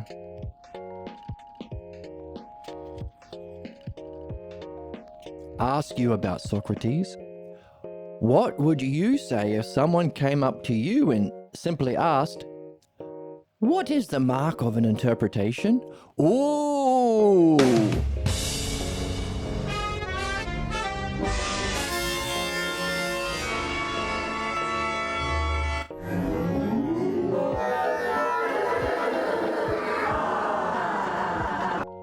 Ooh, what a good question. Considering we have to understand it. You can't just input the truth. Don't trust me. Well, I was going to say trust me, but you don't trust me. Try it yourself. Go out and try and share anything that we've been learning in this podcast or stream. It's all true. It all benefits everyone. See if people like it. Almost certainly they won't like it. They'll be pissed. Still true, benefits. They get furious. Sometimes. Sometimes people bark like savage dogs because they can't reason their way as to why it's bad. It's crazy. Now, that's not everyone. I have come across a few people who have been open and curious to new ideas like this. But again, I could count them on one hand. So, super important that we can recognize what is the mark of interpretation so that we can recognize which of those 10 or 9 kinds of interpretation we're dealing with. I say 9 because maybe the 10th is the non-interpretive. Maybe 10th is the best. You're just open and curious and receptive to new truth. So what is the mark? What if someone said to you, Socrates, what is the mark of interpretation? Now that is curious, because here we have been talking all this while about the different kinds of interpretation, but we have not discussed what is the single mark of interpretation. Perhaps we had to see its various forms before we could express its essential feature. Does that sound like what we've been doing now, reading? What we just said about waiting until we've gone through the logos of this book before we tackle the 10th oxherding picture? See all of its various forms leading up to the 10th? Is it similar to what we've been seeing about approaching all of the stages analogically? Going through human ignorance, materialism and belief? Going through human wisdom, understanding and being or mind, knowledge? To bring it all together and see how all of it is a reflection of the inherent logos of self? Is that the purpose for our development through ignorance to wisdom and beyond? to see the divisions of the many, to see the, let's use the dialectic.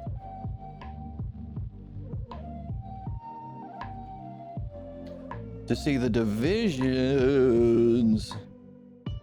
That's a good one, the dialectic. Here you go. To see the divisions before we could bring them together into a single definition, working back through the dialectic structure.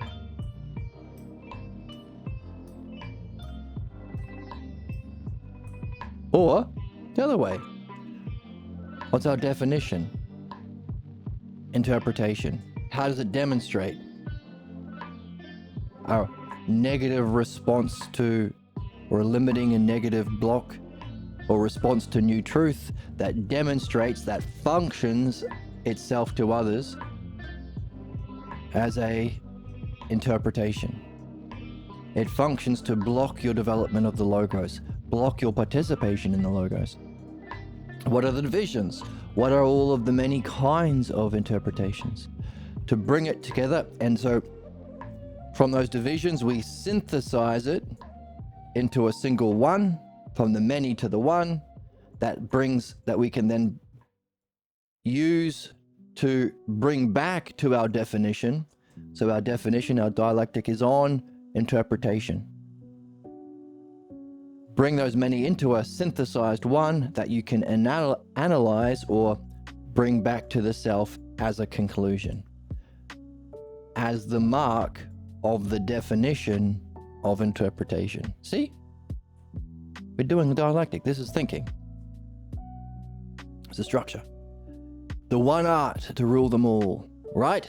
Jesus Christ, Emma. Emma? Please end kink shaming on. I'm too pure. Don't say that to Emma. Fuck. Oh, fuck. Jesus Christ, Emma. They're completely lying to you. Kant would say some gooner bait. Kant would say some guna bait. So perhaps, says Socrates, perhaps we had to see its various forms before we could express its essential feature, synthesis and analysis. The two parts to the fourth conclusion stage of the dialectic. Self itself, what's the definition? Oh, interpretation. Define it using the text. How does that defined self then function to others? How does interpretation function? You answer it. What are all of the divisions of interpretation? You do it. Create that list of 10.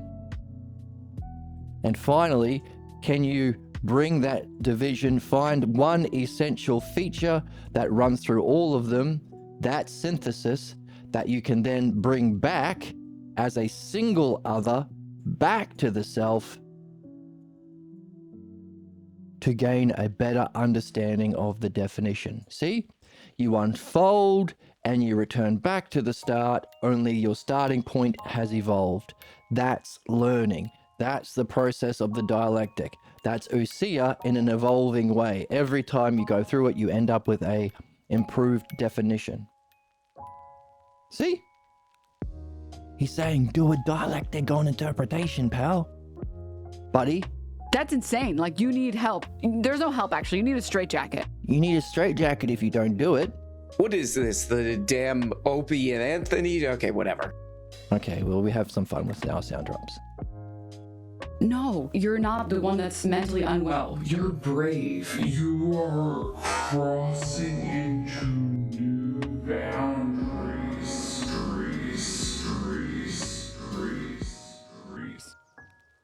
My head is quite large and filled with secrets. See? First you're saying the F word or whatever you said. Now the tone is completely out of control. Sorry about the out of control tone. Now, I would say that interpretation assumes that whatever is being interpreted cannot stand alone nor be understood in itself. Wowzers.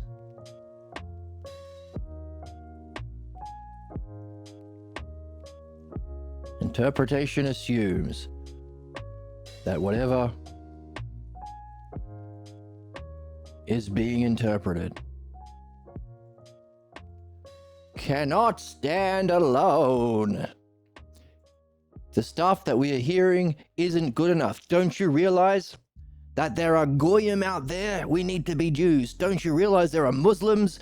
We need to believe in Jesus. Don't you realize that there are poors? We need to tell them what to do through capitalism. Don't you realize that people are criminals and we need the police force subjugating everyone? Don't you realize that this new truth of understanding, logos, dialectic, the love of understanding, philodainoia, is not enough? I know that because my parents beat that into me. When I said, hey, can't we just understand? They said, no, fuck you. They said to me, Jester goon maxed.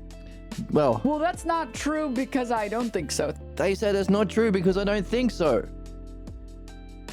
And they used all of the bullshit drama techniques of manipulation and fascism they learnt from their parents, who learnt it from their parents, who learnt it from their parents, all the way back to the cave, to teach me that understanding, logos, truth, self, mind, all of the things we all seek and want and benefit from suck. They're not good enough. They can't stand alone. They're either completely evil or heathen or infidel or woke or any bullshit like that, or they're not enough. You need to add shit to it. That seems to be the mark of all of the divisions of interpretations. Whatever new truth you have to interpret, you have to do so because it cannot stand alone and it can't be understood in itself. That's the justification. You can't simply understand problems. We need to bomb or impoverish or abuse or whatever the fuck the Epstein class are doing to us. You can't just be happy. We can't just live in a world based on a love of understanding. Because it can't be understood. The logos can't be understood in itself. All of those positions are false beliefs, marks of the pathologos, or a rejection of understanding mind and self, the logos standing on its own.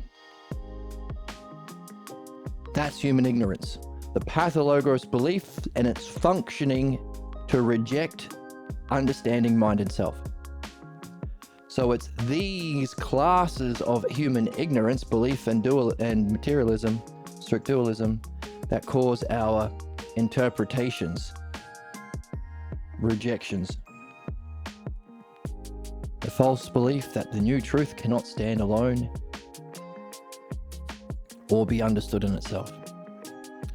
That's the justification for interpretation, says Socrates. What a banger this book is. Jesus, how much do we have to go? Got a few pages. Do we have the chorus coming up at the end?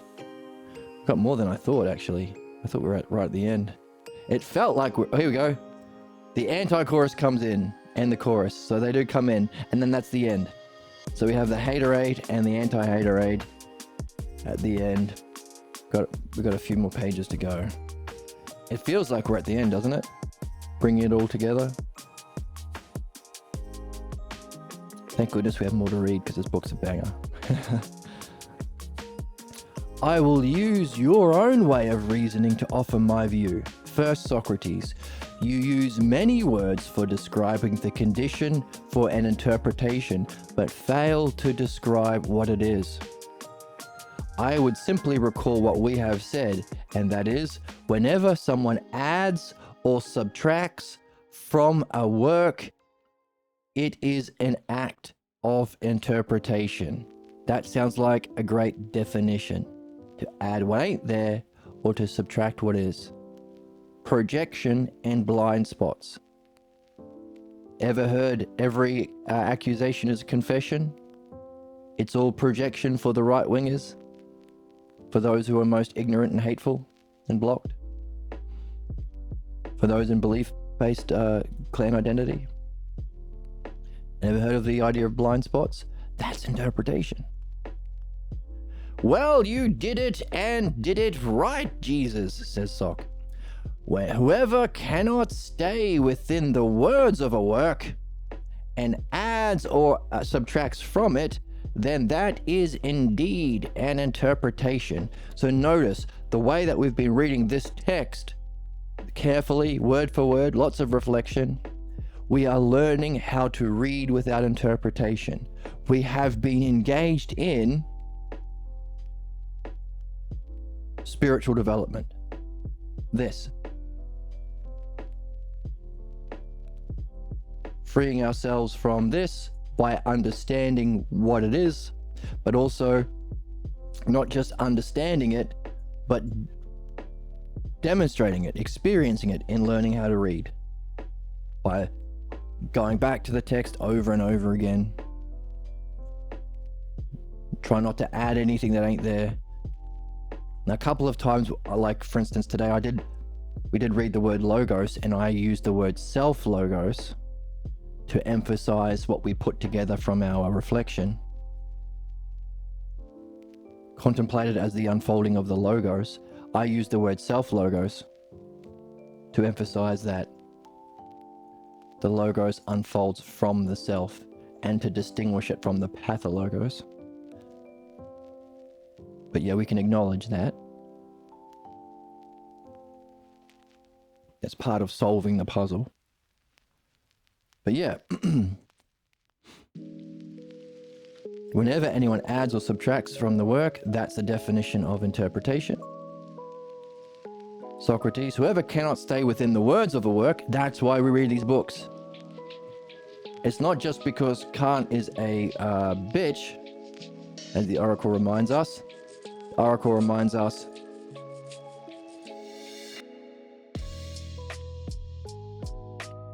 wait.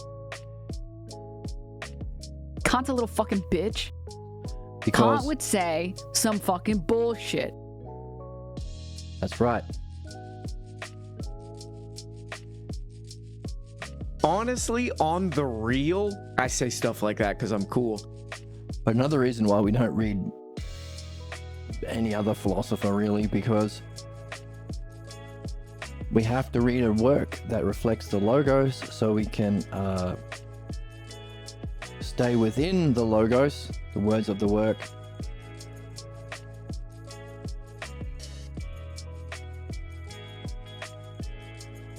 And because those people themselves will be engaged in some level of interpretation.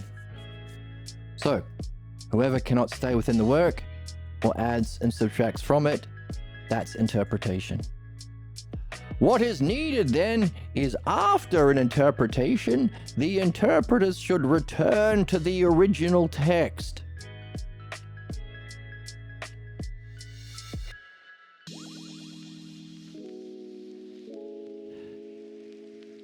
And show they have not departed from the meaning found in the text or spoken work. So there's our standard. No crazy tangents that just, like currently at the time of recording, there are the Senate Epstein hearings, and all of the people defending the Epstein class just going off on tangents. They're not relating to the text. Well, first of all, they're trying to obscure the Epstein files, but they're going off on tangents, not relating it to what was asked or spoken, and not relating it to the evidence or the text. We can't allow that to happen in a rational or fair or just society. So otherwise you just make up any old shit while the billionaires still murder people for fun and profit. Sadism and personal gain. So, no more debates. No more being Debate dweeb. or a Debate weirdo. Because entire, government and financial system is run by actual demons. Demonic eyes wide shut demonry. because that's who our pathologos as ruling our society. We can't Debate do weirdo. debate weirdos or Debate dweeb. That's insane. Like, you need help. There's no help, actually. You need a straitjacket. or you need a straitjacket. We need to have people who have learnt the dialectic, who can reason without interpretation to make sure that everyone in any position of power isn't lying. That includes advertising and journalism. And that they are not interpreting, which is a kind of lying. To show that they are not, so that could be a purposeful lie, like the people on the Epstein trials. They're not trials yet. Or an inadvertent lie. You have to show you have not departed from the meaning of the text or the spoken work. And if you are, return to the text and correct yourself. It's not a punishment game. It's a learning game. We can all learn together. That's the point of being here. Or we can say when these additions and subtractions are made, that means the original work must have been weak and needed interpretation to strengthen the work. Or it was too wordy and maybe needed some shortening or subtraction. Just as we recognize that there might be a way of adding to the hypotheses of Parmenides, which is actually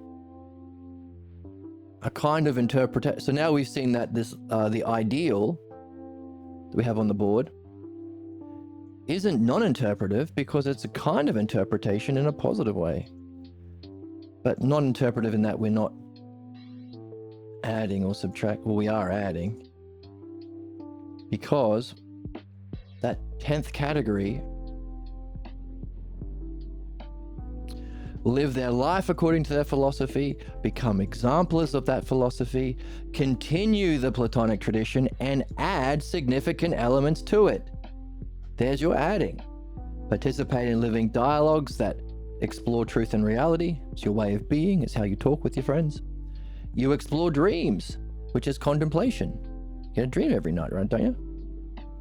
Write your new dialogues. We talked a lot today about how we can personify all these ideas into characters like Apollo and Aphrodite. And we can have dialogues that you write between them. And of course, develop a method and practice of midwifery. So we are reading the Orange Book. To develop a way of applying the dialectic to surface the root cause, your pathologos image of the self that causes those interpretive blocks. But adding to the tradition. It's a kind of interpretation. As they call them non-interpretives, but in another way you are, but in another way you're not. You're not interpreting in terms of changing it, but you are adding to it. I think that's what Socrates seems to be saying here. Or the work was weak, because Kant is a bitch. Remember? The Oracle tells us all the time. Calm your fucking tits. Well, hang on a second. Don't say that to me. Die mad about it, bitch. Oh my goodness. Don't be so mean. Gooners. Or don't be a gooner. Gooner bait. Don't be gooner bait. Say instead. Kant would say some fucking bullshit. Some fucking Kant's a little bullshit. fucking bitch. Kant's a little bitch. So we could improve someone like Kant if we can recognize his stage of development and his block. So the original work must have been weak and needed interpretation to strengthen the work. Or it was too wordy and needed some shortening or abbreviation. So that's good.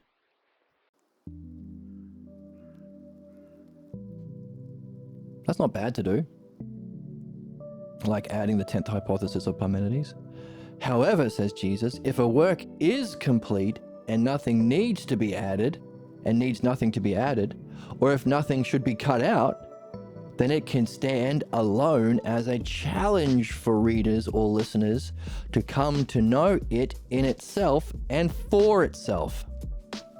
The difficulty might be that there are not many works that meet this condition. That's what we've been saying. That's why we read this book. That's why we remind ourselves over and over how much of a goddamn motherfucking banger it is. It's so good. You don't have to add to it, which is a challenge. How can you read this? Because if it's such a fantastic expression of the Logos, it will challenge you to give up, do something else, change it, keep your old beliefs. All of those kinds of interpretations you might go through. That's why it's so important to make that list and verify it in your experience. Not many works that can meet this condition. It's complete. Nothing added or cut out, and therefore stand alone as a challenge for readers or listeners, if you're listening along, to know it itself for itself. What name would you give for the kind of work that needs no interpretation? That's good, because that's what I was trying to do a moment ago. How can I distinguish Kant's fucking bullshit from this? Like, why do we read Socrates and Pierre Grimes and not much else? Not only because Kant would say some fucking bullshit. Kant's a little fucking bitch. And also, What the hell kind of a show is this? What is this, the comedy mothership? okay, because we're not just doing comedy. I don't know. I couldn't fix that one. She's a moron. She's a bonked on the head individual, BHI. I coined Oh that. my goodness. Hubba hubba. I just want more testosterone to human body ratio, and I'll finally be satisfied. Calm down, Emma. Get the fuck out. Calm down. Kant's a little fucking bitch. That's what we've been saying. So what would we call the kind of work that's unlike these other people? We've been saying reflects the Logos, written by a master dialectician, etc., etc. In fact, he talked about the ox-herding pictures needing the Logos added to it, which of course is what we're going to read soon. Oh my god, that eyelash is still in my eye. It's been there for days. What would you give the name? What name would you give for the kind of work that needs no interpretation? Sock says, it would be self-sufficient, intelligible, and worthy of challenging man to comprehend on his own terms. There's your definition, or the parts. I would call it a true and noble work. And Jesus says, not many cultures would be open to such noble works. And then if we were to recognize that this book isn't quite at that standard, we could maybe add a little bit more. We could have Jesus saying, not many cultures are open to such noble works. Otherwise, the Awakening Philosophy Twitch and YouTube channel would have 50,000 followers and viewers like Hassan Piker and Asmongold do on Twitch.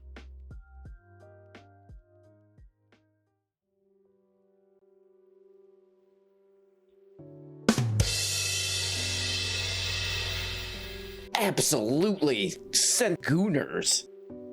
And they're not, and they're gooners. Oh my fuck. Oh my fuck. See? We have fun. Not many cultures would be open to such noble works, of course. And Socrates says, yes, yes.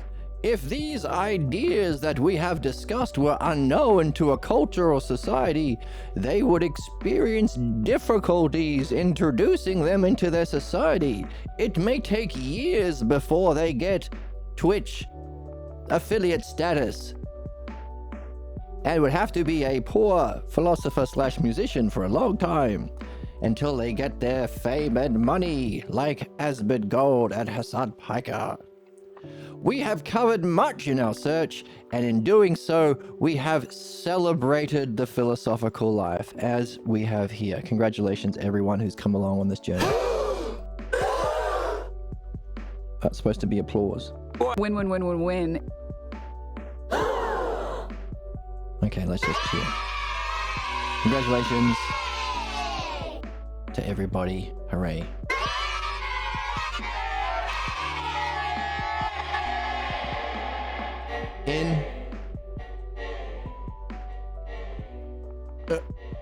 In celebrating the philosophical life. So, we have experienced difficulties in introducing them, but our soundboard has helped. Right?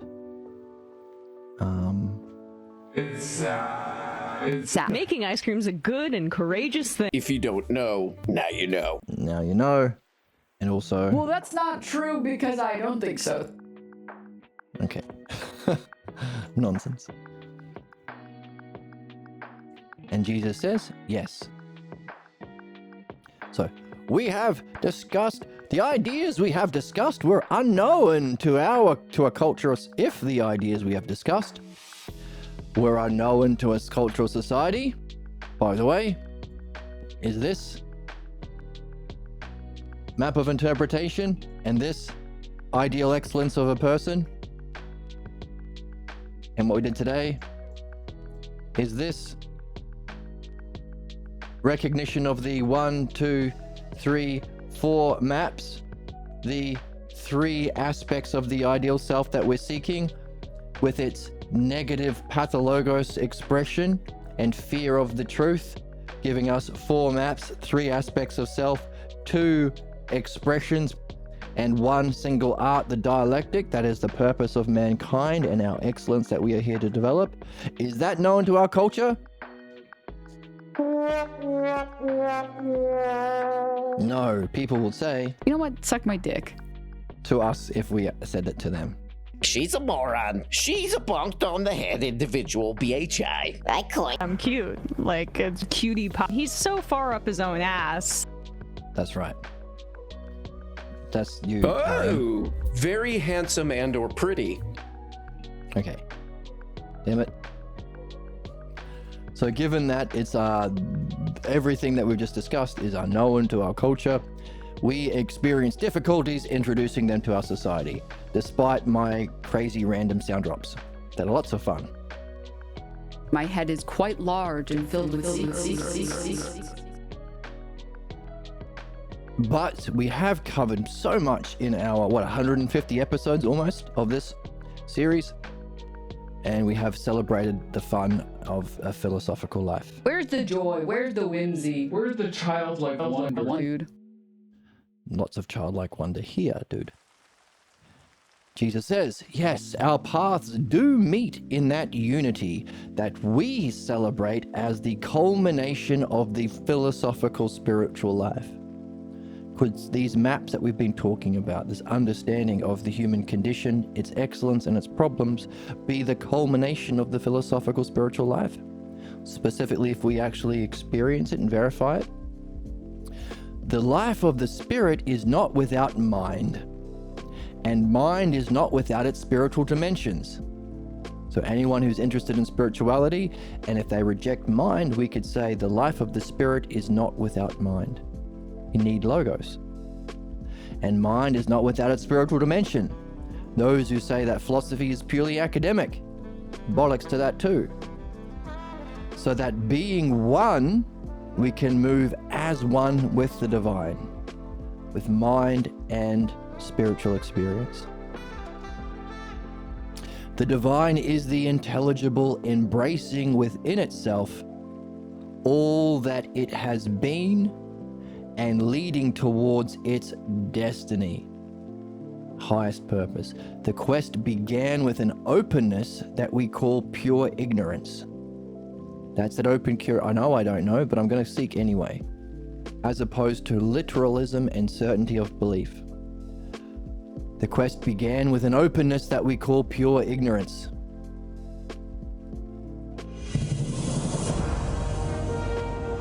and move towards what we have yet to experience in all its finality. However, the final stage is not in the realm of experience, since it transcends experience. Holy fuck beans, what a banger. The final stage, the ultimate, is not in the realm of experience, since it transcends experience. That's what we have been saying. The whole reason for moving through these stages is that if you take any one of them, even the highest experience, as Jesus said, mind as an experience with intelligibility. It's not just understanding, and it's not just experience. It's the two together. That's wisdom. As our highest experience and functioning, even that is not literal. Even that is still a reflection of the self to give us what we need to learn about what must be the self through analogy. If this is the reflection or highest functioning of the self, then analogously we can wonder about its cause. And if its functioning is understanding, that helps us, that solves human problems and societal problems, and brings human excellence and societal excellence, then we can again say, well, if that's providence of the dialectic through understanding, what must that say about a transcendent providence of the self? This must be a goal worth seeking, right? And if it creates our dreams, holy fuck. No wonder our dreams are so beneficial if we unpack it through the dialectic and understanding. So to our problems, all of the suffering we face in life from belief-based clans that rule our current world, capitalism, conservatism, and clergy, and those that sit back and let it happen because who's to say what's right and wrong, or there is no divine, there is no principles, it's all just physical stuff and get your bag and who cares? Treat people like physical objects and who cares? Both these stages of ignorance and these stages of wisdom are analogous messages that we can free ourselves from, so long as we recognize it's not to be taken literally. Our loyalty to it has a cause as the false triad of the self, our false image of ourself, our negative ways of being, usually of the family clan, and that interpretive functioning. There's our negative triad, pathologos triad. To teach us about the logos triad. That's taking it analogously, freeing yourself from literalism and opening yourself to curiosity and wondering. That's that beginning of the quest, philosophical ignorance. I don't know what the self would be. All I know is the bullshit that comes from the pathologos self triad that kept me in my ignorance, belief or materialism. That's openness. Well, I wonder what the self could be, because there must be something within my soul, must be a seat for the self. Otherwise, there'd be no place for me to take a false idea of the self. There must be a place for its expression as a state of mind. Otherwise, there'd be no connection between my negative states of mind, my bad feeling states or cruel states, and myself, image. There'd be no way of solving problems. So there must be a place for the mind as a reflection of self. And equally too, I wouldn't be stuck in that state of mind, perpetually proving justifying my negative self-image like a debate pervert. Debate weirdo. Hey, that was lucky. That was random. If there wasn't a functioning of that state of mind through interpretation. In other words, there is a place for understanding from a state of mind that reflects the true nature of the self. So by our ignorance, belief, and materialism, we can wonder about what it tells you about the self.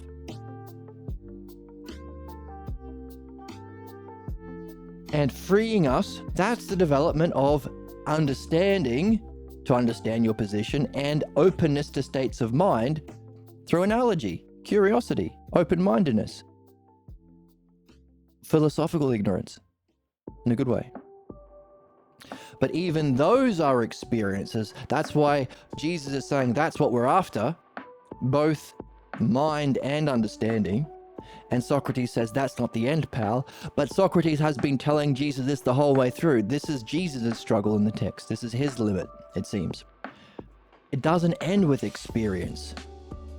It transcends experience. That's the point. Don't even get stuck on the second or third hypothesis. Isn't that interesting? And it's you. It's the self. It's you. It's always you.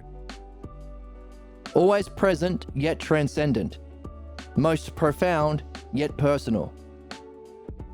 Isn't that interesting? I think it's pretty neat. My head is quite large and filled with secrets. It's a guy whose head appears to be on backwards, and then a half lady. And a half lady. That one's perfect and exactly That's the perfect. case.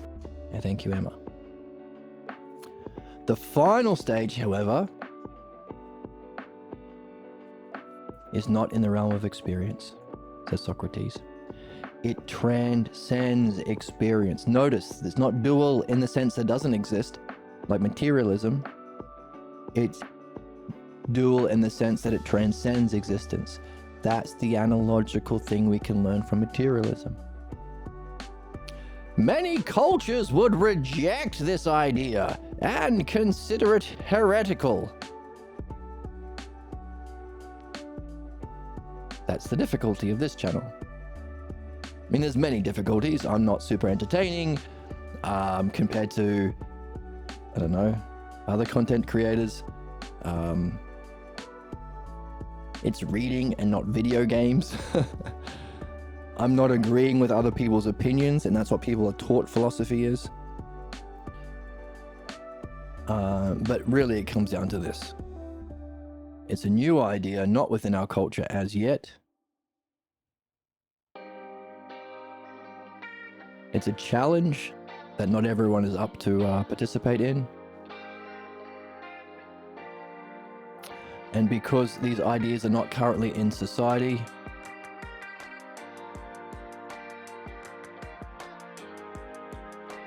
then we would experience a difficulty in introducing them.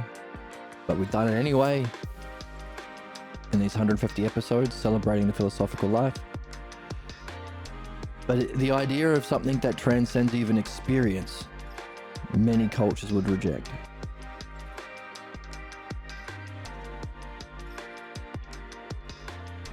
Jesus says, "It pleases me that you added a thoughtful addition to my position, and this is likely to upset the many." Oh dear God, lucky I don't have those 100,000 Twitch followers, because they'd all be very mad, every one of them.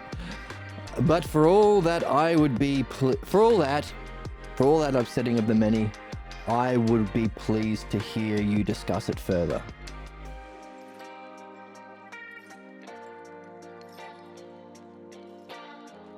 Yes, there is a better explanation, but we seldom express it openly because it is met with such scorn when it is shared. Lucky I don't have those followers.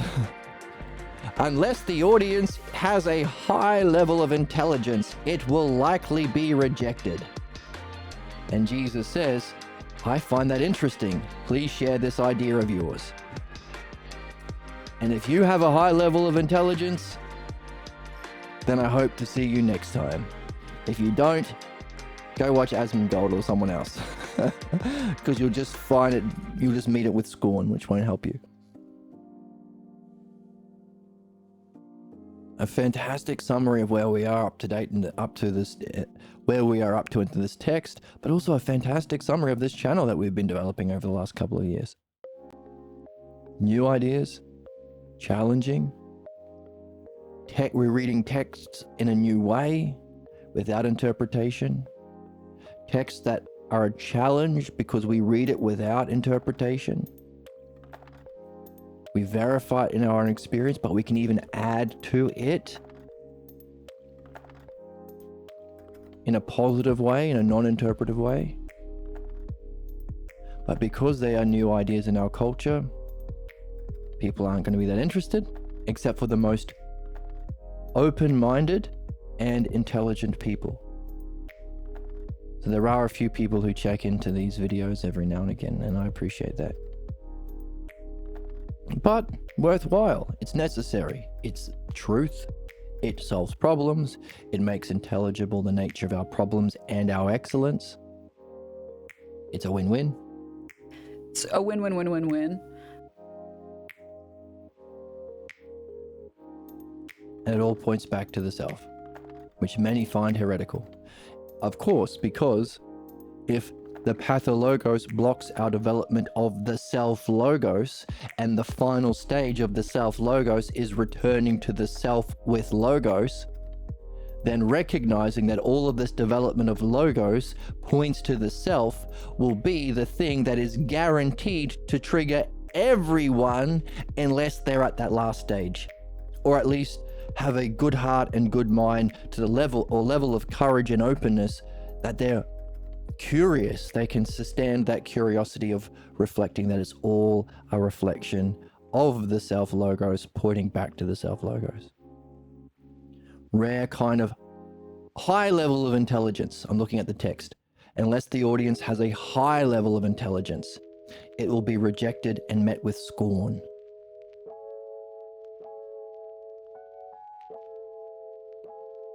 What's that idea that requires a high level of intelligence? Find out next time. He says, we just read the final stage is not in the realm of experience, but transcends experience. Many cultures would reject this idea and find it heretical. Jesus wants him to say more about that, and it's that better explanation that we're about to put on it. So prepare yourself, steel yourself. Get your pen out for the next episode and take notes of any thoughts or states of mind that respond negatively to what we're going to read, because that's the very thing you're here to surface as a human being in this reincarnation, to surface all of the pathologos blocks, all of these pathologos blocks. And because we are going for the very highest, Socrates is going to explain the very highest, any block you have remaining was likely going to be surfaced. But keep an open, intelligent state of mind and become curious about it anyway. Try and understand it as best you can and try and wonder about it. Apollo and Aphrodite. So, what's going to be this highest idea that's likely to challenge all but the most intelligent? Find out next time. And for those who've been on this journey with me, I appreciate it. I hope you are enjoying the celebration of the philosophical life, despite how few people might be on it, on this journey, or at this level anyway. But those people are the best people. So on that cliffhanger, find out next time, and I'll see you then. Bye.